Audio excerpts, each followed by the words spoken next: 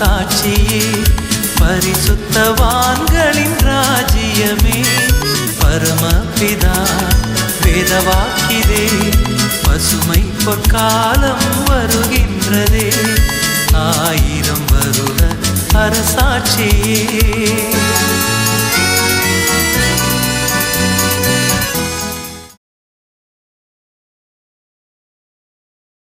கிறிஸ்து இயேசுவுக்குள் மிகவும் பிரியமாக அன்பாக அழைக்கப்பட்ட அன்புக்குரிய சகோதர சகோதரிகள் அனைவருக்கும் ஆண்டவராகிய இயேசு கிறிஸ்துவின் அன்பின் நாமத்தினாலும் பரமபிதாவாகிய தேவனுடைய அன்பின் நாமத்தினாலும் உங்கள் அனைவருக்கும் அன்பின் வணக்கங்களையும் வாழ்த்துக்களும் இந்த வேளையில் தெரிவித்துக் கொள்கின்றோம். விசேஷமாக நமது பிதாவாகிய தேவன் நமது வாழ்நாளில் ஒரு நாளை சேர்த்து கொடுத்து இந்த நாளிலும் கூட தேவனுடைய கிருபையினால் நம் சகோதர சகோதரிகளாக இந்த புதன்கிழமை மாலை பொழுதிலே ஒன்றிணைந்து நம் சர்வ வல்லமையுள்ள தேவனை நாம் தொழுது கொள்ளவும் அவருடைய மகத்துவமான சத்தியங்களை நாம் தியானிக்கவும் தேவன் இரக்கம் பாராட்டி நம் அனைவரும் இங்கு கூட்டி சேர்த்திருக்கிறார். ஆகவே பிதாவாகிய தேவனுக்கு நம் அன்பின் கர்த்தர் இயேசு கிறிஸ்து மூலமாக நன்றிகள் துதிகள் சோத்திரங்கள் நாம் ஏறெடுத்துக்கொண்டு இந்த நாளுக்குண்டான பாடத்துக்குள் நாம் இப்பொழுது கடந்து செல்லாம். அன்புக்குரிய சகோதர சொல்லே நாம் ஒவ்வொரு வாரமும் கர்த்தர் இயேசு கிறிஸ்துவோட 1000 வருட அரசாட்சி குறித்ததான பாடத்தை தொடர்ச்சியாக நாம் தியானித்து கொண்டு வருகிறோம். அந்த வகையில் நம்ம கடந்த வாரம் பார்த்த பாடம் எரிகோவின் வீழ்ச்சி. கடந்த வாரம் எத்தனாவது பாடங்க? 20வது பாடம். இந்த நாளிலும் கூட நாம் 21வது வகுப்புக்குள்ளாக கடந்து செல்லலாம். இந்த கிங்டம் ஆஃப் காடில் 21வது பாடம். அன்புக்குரிய சகோதர சொல்ல இந்த நாளிலும் கூட நம்ம ஒரு அருமையான பாடத்தை நம்ம தியானிக்க போகின்றோம். த கிரேட் சீனாய் மவுண்ட் அப்படிங்கிற பாடத்தை தான் நம்ம பார்க்க போகிறோம். அதாவது சீனாய் மலையில் இஸ்ரேல் ஜனங்களுக்கு என்ன நடந்துச்சு, தேவன் என்ன கிருபை செஞ்சார் அப்படிங்கிறத நம்ம பார்க்க போகிறோம். அன்புக்குரிய சகோதர சொல்லு இஸ்ரேல் ஜனங்கள் அவர்கள் எகிப்தில் அடிமைத்தனத்துக்குள்ள இருந்தாங்க. அவர்களை தேவன் என்ன பண்ணார்னா, அங்கிருந்து அவருடைய முற்பிதாக்களாகிய ஆபிரகாம், ஈசாக்கு, யாக்கோப்புக்கு வாக்குத்தத்தம் பண்ணின அந்த கானான் தேசத்துக்கு கொண்டு வந்து சேர்க்கறதுக்காக தேவன் என்ன பண்ணார்னா 430 வருடங்கள் கழித்து அந்த எகிப்திலிருந்து கூட்டிகிட்டு வரார். அடிமைத்தன வீட்டில் அவங்க வந்து 430 வருஷம் கஷ்டப்பட்டாங்க.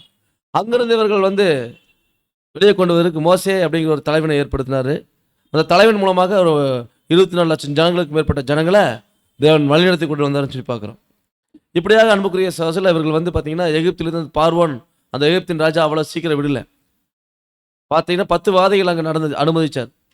10வது வாதைக்கு தான் 10 வாதைகளும் கடுமையான வாதைகள் தான், பயங்கரமான உபத்திரவம் எகிப்தில் வந்துச்சு. ஆனாலும் அந்த பார்வோனுடைய மனது கடினப்பட்டே வந்துச்சு 9 வாதைகள் வரைக்கும். இப்போ 10வது வாதையில் தான் அன்புக்குரிய சகோதரர்களே இஸ்ரேல் ஜனங்களை போகிறதுக்கு விட்டார். அப்போ இந்த ஜனங்கள் அங்கேருந்து கிளம்பி வந்தாங்க. மீண்டும் இவர்கள் வந்து அதாவது இந்த வனாந்தர பகுதி எகிப்து டு கானான் தேசம் பார்த்திங்கன்னா கடுமையான பாலைவன பகுதி, ட்ரை லேண்டு. அப்போ அந்த லேண்டில் வரும்போது பார்த்திங்கன்னா அவர்கள் வந்து பாருங்கள், நல்லா நம்ம படிச்சிருக்கிறோம், அங்கே எகிப்திலிருந்து வெளியே வரும்போதே அந்த செங்கடல் ஆபத்து இருந்துச்சு. அங்கே தேவன் வந்து செங்கடலை அருமையாக பிளந்து அங்கே வழி உண்டாக்கி கொடுத்தார். அப்போ செங்கடலை கடந்து வந்தாங்க.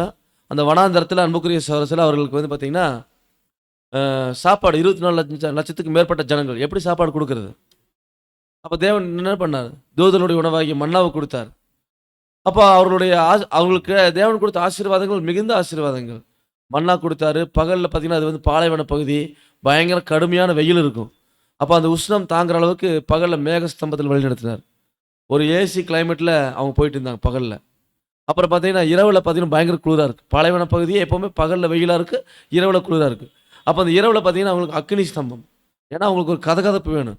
அந்த அக்னி ஸ்தம்பம் குளிரே தெரியாமல் அவங்க அப்படியே இருக்கிறதுக்கு தேவன் கிருபை செஞ்சார். இப்படியாக அவர்கள் செருப்பு பழசாக போல, ட்ரெஸ்ஸு பழசாக போல, இப்படியாக அன்புக்குரிய சகோதரர்கள் அவர்களை வந்து தேவன் அவதியமாக ஆசீர்வதிச்சு வந்தார். இவர்கள் மண்ணா கூட சாப்பிட்டு போர் அடிச்சு போச்சுன்னு காடை கேட்டாங்க, இறைச்சி கேட்டாங்க, தேவன் இறைச்சி கொடுத்தார். இப்படியாக இஸ்ரேல் ஜனங்களை தேவன் வந்து அற்புதமாக அந்த வனாந்தரத்தில் நடத்திட்டு வந்தார்னு சொல்லி பார்க்குறோம். அதில் படிக்கும்போது அன்புக்குரிய சகோதரர்கள் யாத்திராகமம் புத்தகத்தில் 19ஆம் அதிகாரம் 1ஆம் வசனத்தில்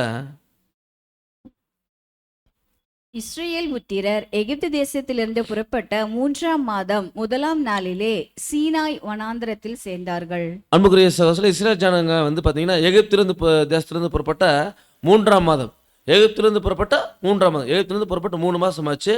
1ஆம் நாளில் எங்கே வந்து சேர்றாங்கன்னா அந்த வனாந்தர பிரயாணத்தில் ஒரு முக்கியமான வனாந்தரம், சீனாய் வனாந்தரம், அங்கே வந்து சேர்றாங்க.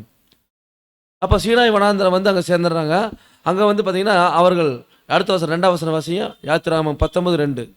அவர்கள் ரெவிதீமில் இருந்து பிரயாணம் புறப்பட்டு சீனாய் வனாந்திரத்தில் சேர்ந்து அந்த வனாந்திரத்தில் பாளையம் இறங்கினார்கள். இஸ்ரேலர் அங்கே மலைக்கு எதிராக பாளையம் இறங்கினார்கள். அன்புக்குரிய சகோதரர்களே, பாருங்க, ரெவிதீமிலிருந்து பிரயாணப்பட்டு சீனாய் வனாந்தரத்தில் வந்து சேர்ந்துட்டாங்க.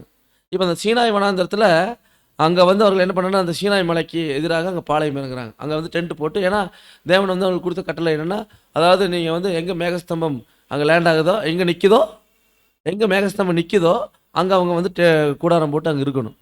அப்போ எப்போ மேகஸ்தம்பம் கிளம்புதோ அப்போ தான் இவங்க என்ன பண்ணணும், மீண்டும் பிரயாணத்தை ஸ்டார்ட் பண்ணணும். இப்படி தான் வந்து அவங்க வந்து பாளையம் இறங்கியிருக்கிறாங்க. அடுத்து அந்த மேப்பில் பார்த்தீங்கன்னா தெரியும். அதாவது மவுண்ட் சீனாய், இதில் பாருங்க, சீனாய் பெனுசிலா போட்டிருக்கு பார்த்தீங்களா, அது சீனாய் வனாந்தரம். இது ஒரு சீனாய் வனாந்தரத்தில் பார்க்கும்போது பார்த்தீங்கன்னா ஒரு அருமையான இடம் தான். அங்கே வந்து வனாந்தர பகுதி. அவர்கள் அங்கே வந்து பாளையம் இறங்கிக்கிறான்னு சொல்லி பார்க்குறோம். இப்போ தேவன் என்ன சொல்கிறார் பாருங்க, மோசே கிட்ட யாத்திராகமம் புத்தகத்தில் 19ஆம் அதிகாரம் 3ஆம் வசனம். மோசே தேவனிடத்திற்கே ஏறி போனான். கர்த்தர் மலையிலிருந்து அவனை கூப்பிட்டு, நீ யாக்கோபு வம்சத்தாருக்கு சொல்லவும் இஸ்ரேல் புத்திரருக்கு அறிவிக்கவும் வேண்டியது என்னவென்றால். பாருங்க, இப்போ அங்கே அந்த சீனாய் வனாந்தரத்தில் இருக்கும்போது தேவன் வந்து மலைக்கு எதிராக தான் பாளையம் இறங்கிக்கிறாங்க. அங்கே வந்து தேவன் வந்து மோசே கிட்ட சொல்கிறாரு, அதாவது தேவன் கூப்பிட்றாரு, மோசே வந்து தேவனிடத்துக்கு ஏறி போகிறார். அங்கே வந்து மலையிலிருந்து அவனை கூப்பிட்டு தேவன் சொல்கிறார், நீ யாக்கோபு வம்சத்தாருக்கு சொல்லவும் இஸ்ரேல் புத்தருக்கு அறிவிக்க வேண்டியது என்னென்னா, என்ன ஒரு இன்ஸ்ட்ரக்ஷன் தேவன் கொடுக்குறாருன்னா அந்த இஸ்ரேல் ஜனங்களுக்கு அது என்ன சொல்லப்படுறதுன்னா, யாத்திராகமம் 19ஆம் அதிகாரம் 4ஆம் வசனம். நான் எகிப்தியருக்கு செய்ததையும் நான் உங்களை கழுகுகளுடைய செட்டைகளின் மேல் சுமந்து உங்களை என் அண்டையிலே சேர்த்து கொண்டதையும் நீங்கள் கண்டிருக்கிறீர்கள். ஆமா, அதாவது அங்க வந்து தேவன் அவர்களுக்கு வந்து ஞாபகப்படுத்துறாரு. ஏன்னா எகிப்தில் அவங்க இருந்த போது ஒரு மிகுந்த ஒரு ஒடுக்குதல் இருந்தாங்க, பயங்கரமான கஷ்டம். அப்போ எகிப்தியருக்கு செய்ததையும், இப்போ எகிப்தியர்களுக்கு பார்த்தீங்கன்னா தேவன் வந்து மிகுந்த உபத்திரம் கொடுத்தார். அந்த 10 வாதைகளும் சாதாரணமான வாதைகள் கிடையாது. அப்போ நான் எகிப்தியருக்கு செய்ததையும் நீங்கள் பார்த்தீங்க, நான் உங்களை கழுகுடைய சட்டைகள் மேலே வைத்து சுமந்து வந்தது போல எண்ணெயில் சேர்த்து கொண்டு நீங்கள் கண்டிருக்கிறீர்கள் அப்படின்னு தேவன் ஞாபகப்படுத்துறார். பாருங்க, இந்த ஜனங்களை வந்து எப்படி கழுகு தன் குஞ்சுகளை தன் சட்டைகள் மேலே வச்சு சுமந்து பாதுகாத்து கொண்டு போகுதோ, அதுபோல தேவன் வந்து இவர்களை வந்து தன்னுடைய சட்டையின் மேலே சுமந்து கொண்டு வந்திருக்கார். சுமந்து தான் கொண்டு வந்தார். அத்தனை லட்சம் ஜனங்களையும் தேவன் தன்னுடைய சட்டைகளில் சுமந்து கொண்டு வந்திருக்கார். அதை தான் வந்து அங்கே ஞாபகப்படுத்தி சொல்கிறார், நீங்கள் கண்டிருக்கிறீர்கள் அப்படின்னு சொல்லிட்டு. அடுத்து அவங்ககிட்ட என்ன எதிர்பார்க்காருன்னா தேவன், யாத்திராகமம் 19ஆம் அதிகாரம் 5ஆவது வசனம். இப்பொழுது நீங்கள் என் வாக்கை உள்ளபடி கேட்டு என் உடன்படிக்கையை கைக்கொள்வீர்களானால் சகல ஜனங்களிலும் நீங்களே எனக்கு சொந்த சம்பத்தாய் இருப்பீர்கள். பாருங்க, அதாவது தேவன் சொல்றார், அதாவது இப்போ இந்த ஜனங்கள் எல்லாமே பாருங்க, ஆபிரகாம் ஈசாக்கு விதமாக சொந்த ஜனமாக தேவன் தெரிந்து கொண்டார். ஏன்னா ஆபிரகாமுக்கு தேவன் கொடுத்த வாக்குத்தது அப்படி. ஆபிரகாம் தேவனுடைய சிநேகிதன் என்று சொல்லப்பட்டார். அந்த அளவுக்கு ஆபிரகாமை தேவன் நேசித்தார். அதனால் அவருடைய ஜனங்களுக்கு தேவன் வந்து ஆசீர்வாதம் கொடுத்தார். அதனால் சொல்லும்போது பார்த்தீங்கன்னா அந்த ஜனங்கள்கிட்ட தேவன் என்ன எதிர்பார்க்கிறாருன்னா, அதாவது இப்பொழுது நீங்கள் என் வாக்கு உள்ளபடி கேட்டுன்னா நான் சொல்கிற மாதிரி நீங்கள் கேட்டு என்னுடைய உடன்படிக்கையை நீங்கள் கைக்கொள்வீர்களானால் சகல ஜனங்களிலும் நீங்களே எனக்கு சொந்த சம்பத்தாக இருப்பீங்க, பூமியெல்லாம் என்னுடையது. அப்போ தேவன் அவங்ககிட்ட வந்து பார்த்தீங்கன்னா, அதாவது நீங்கள் தான் எனக்கு சொந்த ஜனம், என்னுடைய சொந்த சம்பத்து. ஆனால் நீங்கள் வந்து பார்த்தீங்கன்னா அதை அந்த நிலையில் நீங்கள் தொடர்ந்து நீடிக்கணும்னா என் வாக்கை நீங்கள் என்ன பண்ணணும், உள்ளபடி கேட்டு அதை என்ன பண்ணணும், கைக்கொள்வீர்களானால் கைக்கொள்ளணும். அப்போ தேவனுடைய வார்த்தையை கேட்டு அதை கை கொண்டு நடந்தால் தான் தேவன் அந்த ஆசீர்வாதம் கொடுக்குறாரு. அதாவது யாத்திராகமம் 19:6 படிக்கும்போது, நீங்கள் எனக்கு ஆசாரிய ராஜ்யமும் பரிசுத்த ஜாதியுமாயும் இருப்பீர்கள் என்று நீ இஸ்ரேல் புத்திரரோட சொல்ல வேண்டிய வார்த்தைகள் என்றார். இப்போ மலை மேல தேவன் வந்து சொல்றாரு, இது நீ போய் இஸ்ரேல் ஜனங்கிட்ட சொல்லு, என் வாக்கை நீங்கள் உள்ளபடி கேட்டு அதை கை கொள்வீர்களால் நீங்கள் தான் எனக்கு சொந்த சம்பத்து, பூமியெல்லாம் என்னுடையது, நீங்கள் எனக்கு வந்து ஆசாரிய ராஜ்யமாக இருப்பீங்க, பரிசுத்த ஜாதியமா என்னுடைய பரிசுத்த ஜாதியமாக இருப்பீங்கன்னு நீ இஸ்ரேல் புத்திரரோட சொல்லு அப்படின்னு மோசே தேவன் சொல்றார். நீ வந்து பாரு, நீ இஸ்ரேல் புத்திரரோட சொல்ல வேண்டிய வார்த்தைகள் இதுதான் அப்படிங்கிறார். இப்போ என்ன பண்ணார்னா மோசே இறங்கி வந்து சொல்றார், யாத்திராகமம் 19ஆம் அதிகாரம் 7ஆவது வசனம். மோசே வந்து ஜனங்களின் மூப்பரை அழைப்பித்து கர்த்தர் தனக்கு கற்பித்த வார்த்தைகளை எல்லாம் அவர்களுக்கு முன்பாக சொன்னான். பாருங்க, மோசே வந்து என்ன பண்ணார்னா ஜனங்களுடைய மூப்பரெல்லாம் கூப்பிட்றாரு. கூப்பிட்டு கர்த்தர் தனக்கு கற்பித்த எல்லா வார்த்தைகளையும் அவருக்கு பண்ணி சொல்றார். அப்போ ஜனங்கள் மூப்பர்கள் எல்லாத்தையும் கூப்பிட்டு தேவன் சொன்ன வார்த்தைகளை வந்து மோசே வந்து அங்கேயே அப்படியே சொல்கிறார். அப்போ அதுக்கு எல்லா ஜனங்களும் என்ன பண்ணுறாங்க, மூப்பர்கள் வித் ஜனங்களும் அங்கே இருக்கிறாங்க. மூப்பர்கள் ஜனங்கள் எல்லாம் என்ன சொல்கிறாங்கன்னு அந்த வார்த்தைகளை கேட்டு யாத்திராமம் 19:8 என்ன பதில் சொல்கிறாங்க பாருங்க. அதற்கு ஜனங்கள் எல்லாரும் ம் ஏகமாய் கர்த்தர் சொன்னவைகளை எல்லாம் செய்வோம் என்று பிரதியுத்தரம் சொன்னார்கள். ஜனங்கள் சொன்ன வார்த்தைகளை மோசே கர்த்தரிடத்தில் தெரிவித்தான். ஆமாம், நீங்கள் வந்து என் வார்த்தைகள் உள்ளபடி கேட்டு அவைகளை கை கொண்டு நீங்கள் வாழ்ந்தீங்கன்னா நீங்கள் தான் எனக்கு சொந்த சம்பத்து, நீங்கள் தான் எனக்கு ஆசாரிய ராஜ்யம், பரிசுத்த ஜாதி அப்படின்னு சொன்னோன்னே அதை அப்படியே மூப்பர்கள் கிட்ட மோசே சொல்கிறார். மோசே அதை சொன்னோன்னே ஜனங்கள் எல்லாரும் கேட்டு என்ன சொல்கிறாங்க பாருங்க. அதுக்கு எல்லாரும் ஏகமாய் சொல்கிறாங்க, கர்த்தர் சொன்னபடிகள் எல்லாம் நாங்கள் செய்வோம் அப்படின்னு பிரதியுத்தரம் சொல்கிறாங்க. இந்த வார்த்தைகளெல்லாம் மோசே கேட்டுட்டு ஜனங்கள் சொன்னதெல்லாம் கேட்டுட்டு அவர் நேராக அந்த வார்த்தைகளை கொண்டு எங்கே ட்ரான்ஸ்ஃபர் பண்ணுறாங்கன்னா தேவன்கிட்ட. ஜனங்கள் சொன்ன வார்த்தைகளை மோசே கர்த்தரிடத்தில் தெரிவித்தான். தேவனுக்கும் இந்த இஸ்ரவேல் ஜனங்களுக்கும் ஒரு மத்தியஸ்தரா அங்கே மோசே இருந்திருக்கார். அப்போ பாருங்க, தேவனிடத்தில் தெரிவிச்சிட்டார். அடுத்து என்ன நடக்குது பாருங்க. யாத்திராமம் 19:9. அப்பொழுது கர்த்தர் மோசேயை நோக்கி, நான் உன்னோடே பேசும்போது ஜனங்கள் கேட்டு உன்னை என்றைக்கும் விசுவாசிக்கும்படி நான் கார்மேகத்தில் உன்னிடத்திற்கு வருவேன் என்றார். ஜனங்கள் சொன்ன வார்த்தைகளை மோசே கர்த்தருக்கு சொன்னான். ஆமா, அதாவது கார்மேகத்தில் உங்ககிட்ட வருவேன், ஜனங்கள் சொன்ன வார்த்தைகள் எல்லாத்தையும் மோசே வந்து அங்க கர்த்தருக்கு சொன்னான்னு சொல்லி பார்க்குறோம். இப்போ என்ன சொல்றாருன்னா, அடுத்தது தேவன் வந்து மீண்டும் அந்த மோசே கிட்ட சொல்லி ஜனங்கிட்ட சொல்றாரு. என்ன சொல்றாரு சொல்லி பார்க்கும்போது யாத்திராமம் 19:10. பின்னும் கர்த்தர் மோசேயை நோக்கி, நீ ஜனங்களிடத்தில் போய் இன்றைக்கும் நாளைக்கும் அவர்களை பரிசுத்தப்படுத்து, அவர்கள் தங்கள் வஸ்திரங்களை தோய்த்து. இப்போ நான் மோசே கிட்ட தேவன் சொல்றாரு, நீ போய் ஜனங்கிட்ட சொல்லு, இன்றைக்கும் நாளைக்கும் அவர்களை வந்து பரிசுத்தப்படுத்து. இன்னைக்கும் நாளைக்கு 2 நாள் அவங்கள பரிசுத்தப்படுத்து, அவங்க வசனங்களை துவைச்சு அவங்கெல்லாம் சுத்தமாகட்டுங்கிறார். அதுக்கடுத்து சொல்றாரு 11 யாத்திராமம் 19:11. 3ஆம் நாளைக்கு ஆயத்தப்பட்டிருக்க கடவர்கள். 3ஆம் நாளில் கர்த்தர் சகல ஜனங்களுக்கும் பிரத்யட்சமாய் சீனாய் மலையின் மேல் இறங்குவார். ஆமா, 3ஆம் நாளைக்கு, அதாவது இன்றைக்கும் நாளைக்கு அவர்கள் பரிசுத்தப்படுத்திரு, அவங்க வந்து தங்கள் வஸ்திரத்தை துவைத்து பரிசுத்தமா இருக்கட்டு 3ஆம் நாளைக்கு ஆயத்தப்பட்டிருக்கணுங்கிறார். இவங்க பரிசுத்தமான நிலைமையில, வஸ்திரங்கள் சுத்தமான நிலைமையில இவர்கள் எப்படி இருக்கணும்னா 3ஆம் நாளைக்கு ஆயத்தமா இருக்கணுமா. 3ஆம் நாளைக்கு இருக்க கடவார்கள். 3ஆம் நாளில் கர்த்தர் சகல ஜனங்களுக்கும் பிரத்யட்சமாக அவர் என்ன பண்ணுவார்னா அந்த சீனாய் மலை மேலே இறங்குவார். சகல ஜனங்களும் பார்க்கும்போது அவர் பிரத்யட்சமாக அந்த சீனாய் மலையில் தேவன் இறங்குவார் அப்படின்னு சொல்லிட்டார். அதுக்கடுத்தது அந்த தேவன் அந்த சீனாய் மலையில் இறங்கும்போது அங்கே ஒரு சில இன்ஸ்ட்ரக்ஷன் தேவன் சொல்கிறார் அந்த ஜனங்களுக்கு. என்ன சொல்கிறாருன்னு பாருங்க. யாத்திராமம் 19:12. ஜனங்களுக்கு சுற்றிலும் நீ ஒரு எல்லை குறித்து அவர்கள் மலையில் ஏறாத படிக்கும் அதன் அடிவாரத்தை தொடாத படிக்கும் எச்சரிக்கையா இருங்கள் என்று அவர்களுக்கு சொல். மலையை தொடுகிறவன் எவனும் நிச்சயமாகவே கொல்லப்படுவான். மலையில வந்து தேவன் பிரத்யட்சமா இறங்குவாரு, மோசே மலையில இருப்பாரு. இப்ப ஜனங்களுக்கு வந்து ஒரு கட்டளை கொடுக்க சொல்றாரு, ஜனங்களுக்கு சுற்றிலும் ஒரு எல்லையை குறிச்சிரு, அவர்கள் இருக்கிற இடத்துல இருந்து ஒரு எல்லையை குறிச்சிரு, மலை கிட்ட மலையினுடைய அருகில யாரும் வரக்கூடாது, அவர்கள் மலையில் ஏறாத படிக்கும் அதனுடைய அடிவாரத்தை மலையடிவாரத்தை தொடக்கூடாதான், தொடாதபடிக்கு நீங்கள் எச்சரிக்கையா இருக்குன்னு அவர்களுக்கு சொல்லு அப்படின்ட்டார். அப்போ மலையை தொடுகிறவன் என்ன ஆவானா, செத்து போயிடுவான். மலையை தொடுகிறவன் நிச்சயமாகவே கொல்லப்படுவான், தேவன் கொன்றுவார். இதுதான் தேவன் கொடுத்த கட்டளை. மலையை தொடுகிறவன் நிச்சயமாகவே கொல்லப்படுவான் அப்படின்னு சொல்லிட்டார். அதாவது தொடவே கூடாதுன்ட்டார். அதான் யாத்திராமம் 19:13 படிக்கும்போது, ஒரு கையும் அதை தொடலாகாது, தொட்டால் நிச்சயமாக கல்லெறியுண்டு அல்லது ஊடுருவ எய்யுண்டு சாக வேண்டும், மிருகமானாலும் சரி மனிதனானாலும் சரி உயிரோடே வைக்கப்படலாகாது. எக்காலம் நெடுந்தோணியாய் தொனிக்கையில் அவர்கள் மலையின் அடிவாரத்தில் வரக்கடவர்கள் என்றார். ஆமா, யாரும் தங்கள் கைகளால அந்த மலை அடையாளத்தை தொடக்கூடாது, மலையும் தொடக்கூடாது. அப்படி தொட்டுட்டாலும் நிச்சயமா அவர்கள் வந்து சாகணும்னு சொல்லிட்டார். அது மிருகமானாலும் சரி மனுஷனானாலும் சரி அவங்க உயிரோடு இருக்கக்கூடாது, அவங்க கொலை செய்யப்பட வேணும்னு சொன்னார். அப்போ எக்காலம் வந்து நெடுந்துணியாக துடிப்பாங்க. அந்த காலத்தில் வந்து பார்த்தீங்கன்னா ஜனங்கள் புறப்படுறதுக்கும் ஜனங்கள் ஆயத்தமாகறதுக்கும் ஒரு யுத்தத்துக்கு ஆயத்தமாகறதுக்கும் பிரயாணம் போவதுக்கும் இந்த எக்காலம் தான் உதுவாங்க. இப்போ அந்த எக்காலத்து வித்தியாசங்கள் இருக்குது. ஒவ்வொரு எக்காலத்தை கேட்டு அவங்க வந்து அதை அண்டர்ஸ்டாண்ட் பண்ணி அதுக்கு தகுந்த மாதிரி அந்த கமாண்டு அதில் எக்காலத்திலேயே வரும். இப்போ நெடுந்துணியாக எக்காலம் துணைக்கும் போது அவர்கள் மலையின் அடிவாரத்தில் வர கடவார்கள். மலையின் அடிவாரத்தில் நெடுந்துணியாக எக்காலம் ஊதுவாங்க. ஊதும் போது ஜனங்கள் எல்லாரும் மலையினுடைய அடிவாரத்துக்கு வரணுங்கிறார். அப்போ மலையின் அடிவாரத்தில் வந்து அவங்க வந்து அங்கே இருக்கணுங்கிறார். மலையின் அடிவாரத்தில் வந்து அவங்க இருக்கணுங்கிறார். அதுக்கடுத்து பார்த்தீங்கன்னா பார்க்கிறவர்கள் சொல்லிட்டார். இப்போ இந்த விஷயங்களோட இந்த இன்ஸ்ட்ரக்ஷன்லாம் கொடுத்தாச்சு. இப்போ மோசே வந்து பார்த்தீங்கன்னா மலையிலேருந்து இறங்கி ஜனங்களுக்கு வந்து அவர்களை பரிசுத்தப்படுத்துறார். இதெல்லாம் மலையில தான் தேவன் வந்து மோசே கிட்ட சொல்கிறார் 14 வசனத்தில். அப்போ அதை வந்து சொல்லி ஜனங்கள் மலையிலேருந்து இறங்கி வரார் மோசே.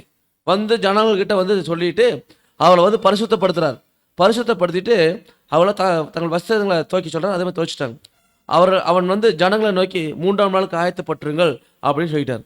3ஆம் நாளுக்கு நீங்கள் ஆயத்தமாக இருக்கணும், சுத்தமாக இருக்கணும்னு சொல்லிட்டார். அப்போ 3ஆம் நாளில் விடியற் காலத்தில் வந்து பார்த்தீங்கன்னா அங்கே வந்து பார்த்தீங்கன்னா கேட்கப்படுது. அதாவது 16ஆம் வசனம் வாசிங்களா, பைபிள் பார்த்து வாசிங்க. 16ஆம் வசனம். யாத்ராகமம் 19ஆம் அதிகாரம் வசனம் 16. 3ஆம் நாள் விடியற்காலத்தில் இடிமுழக்கங்களும் மின்னல்களும் மலையின் மேல் கார்மேகமும் மகா பலத்த எக்கால சத்தமும் உண்டாயிற்று. பாளையத்தில் இருந்த ஜனங்கள் எல்லாரும் நடுங்கினார்கள். அதாவது பாளையத்தில் இருந்த அத்தனை லட்சம் ஜனங்கள் நடுங்கிற அளவுக்கு அங்க இடிமுழக்கம்.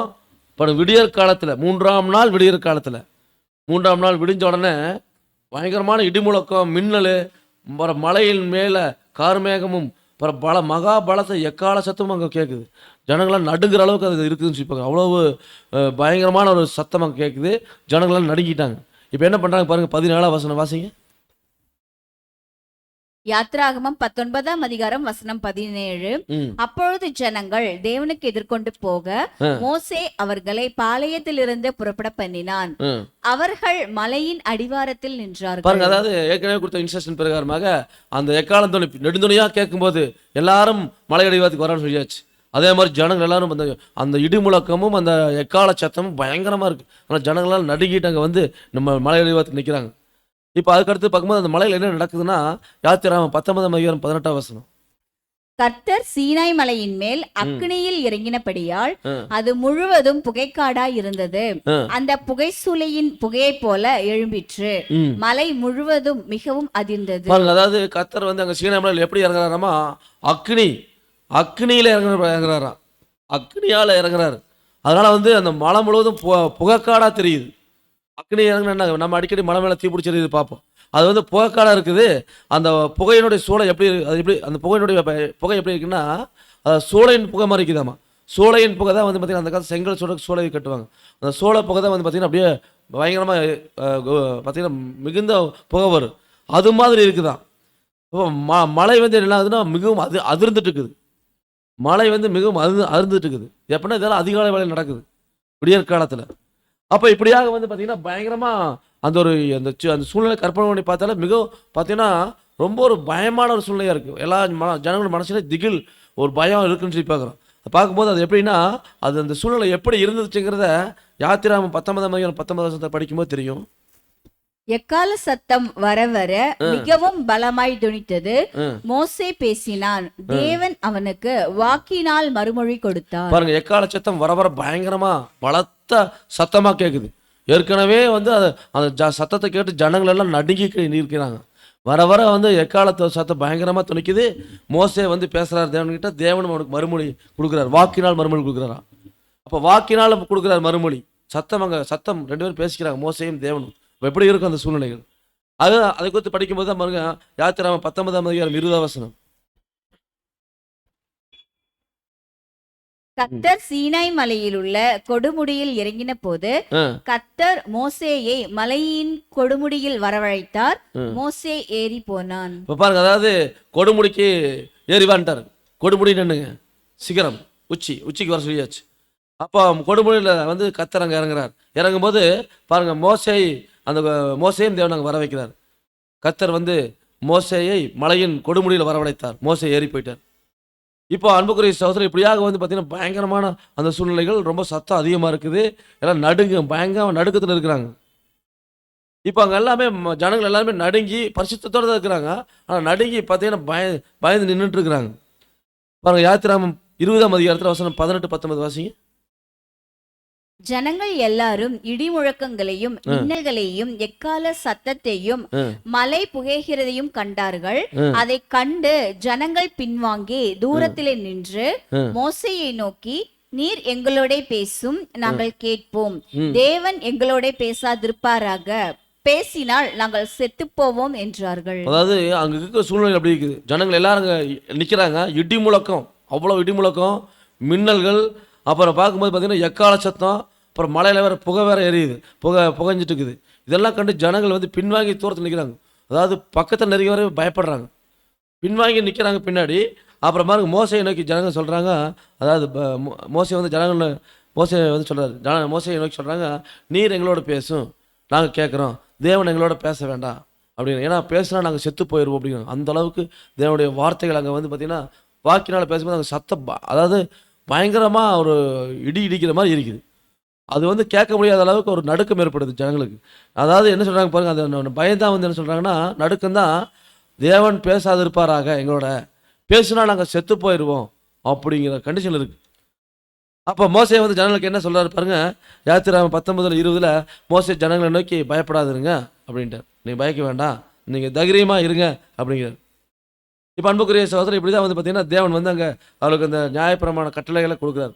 சீனாய் வனாந்தரத்தில் நியாயப்பிரமாண கட்டளைகளை வந்து தேவனுக்கு கொடுக்குறாரு. அதுக்கு தான் தேவன் வந்து மோசையை வந்து அங்கே ஏறி வர சொல்லியிருந்தார். தேவனுடைய நீதி நியாயங்கள் தெரியல ஜனங்களுக்கு. புரஜாதி தெய்வ வணக்கத்தில் இருந்துட்டு தேவனே யாருன்னு தெரியாமல் இருந்தாங்க இந்த ஜனங்கள். இப்படி இருக்கும்போது அன்புக்குரிய சகோதரர், தேவன் வந்து அவருடைய நியாய பிரமாணங்களை கட்டளைகளை வந்து தேவன் கொடுக்கறதுக்கு தான் அங்கே கற்பனைகளை எழுதி தருவதற்கு அங்கே மோசையை கூப்பிட்டுருந்தார். பாருங்க, அதுக்கு அடுத்த வசனம் வாசிக்கும் போது பார்த்தீங்கன்னா யாத்திராகமத்தில் 34 வசனம் 31, 32. மோசே அவர்களை அழைத்தான். அப்பொழுது ஆரோனும் சபையிலுள்ள பிரபுக்கள் யாவரும் அவனிடத்திற்கு திரும்பி வந்தார்கள். மோசே அவர்களோட பேசினான். பின்பு இஸ்ரேல் புத்திரர் எல்லாரும் அவனிடத்தில் சேர்ந்தார்கள். அப்பொழுது அவன் சீனாய் மலையில் கர்த்தர் தன்னோட பேசினவைகளை எல்லாம் அவர்களுக்கு கற்பித்தார். பாருங்க, மோசே மலையிலிருந்து இறங்கி வந்து பாருங்க, மோசே அவர்களை கூப்பிட்டு அப்பொழுது ஆரோனும் சபையில் உள்ள பிரபுக்கள் யாவரும் அவனிடத்தில் திரும்பி வந்தார்கள். மோசே அவர்களோட பேசுகிறார். பேசும்போது பார்த்தீங்கன்னா இஸ்ரேல் புத்திரர் எல்லாரும் அங்கே நிற்கிறாங்க. மோசே வந்து என்ன சொல்றாரு தெரியுங்களா, சீனாய் மலையில் தேவன் என்ன சொன்னாரோ இந்த ஜனங்கிட்ட சொன்னார் பார்த்தீங்களா, என்னோட கற்பனைகள் கட்டளையில் அவங்க சொல்லிக்கணும்னு சொன்னார் பார்த்தீங்களா, அதை வந்து சீனாய் மலையில் சொன்னதை எல்லாத்தையும் அங்கே வந்து சொல்றார், கற்பிக்கிறார். இப்போ மோசே வந்து கற்பிக்கும் போது பார்த்தீங்கன்னா அன்புக்குரிய சகோதரர், அவருடைய சூழ்நிலையை பார்க்கும்போது, அதாவது ஒரு பிரகாசமான முகமெல்லாம் பார்த்து பயங்கர பிரகாசமா இருக்குது, ஜனங்களை பார்க்க முடியாத அளவுக்கு. அதான் யாத்திராகமம் 34 வசனம் 33, 34 வாசிங்க. மோசே அவர்களோட பேசி முடியும் அளவும் தன் முகத்தின் மேல் முக்காடு போட்டிருந்தான். மோசே கர்த்தருடைய சந்நிதி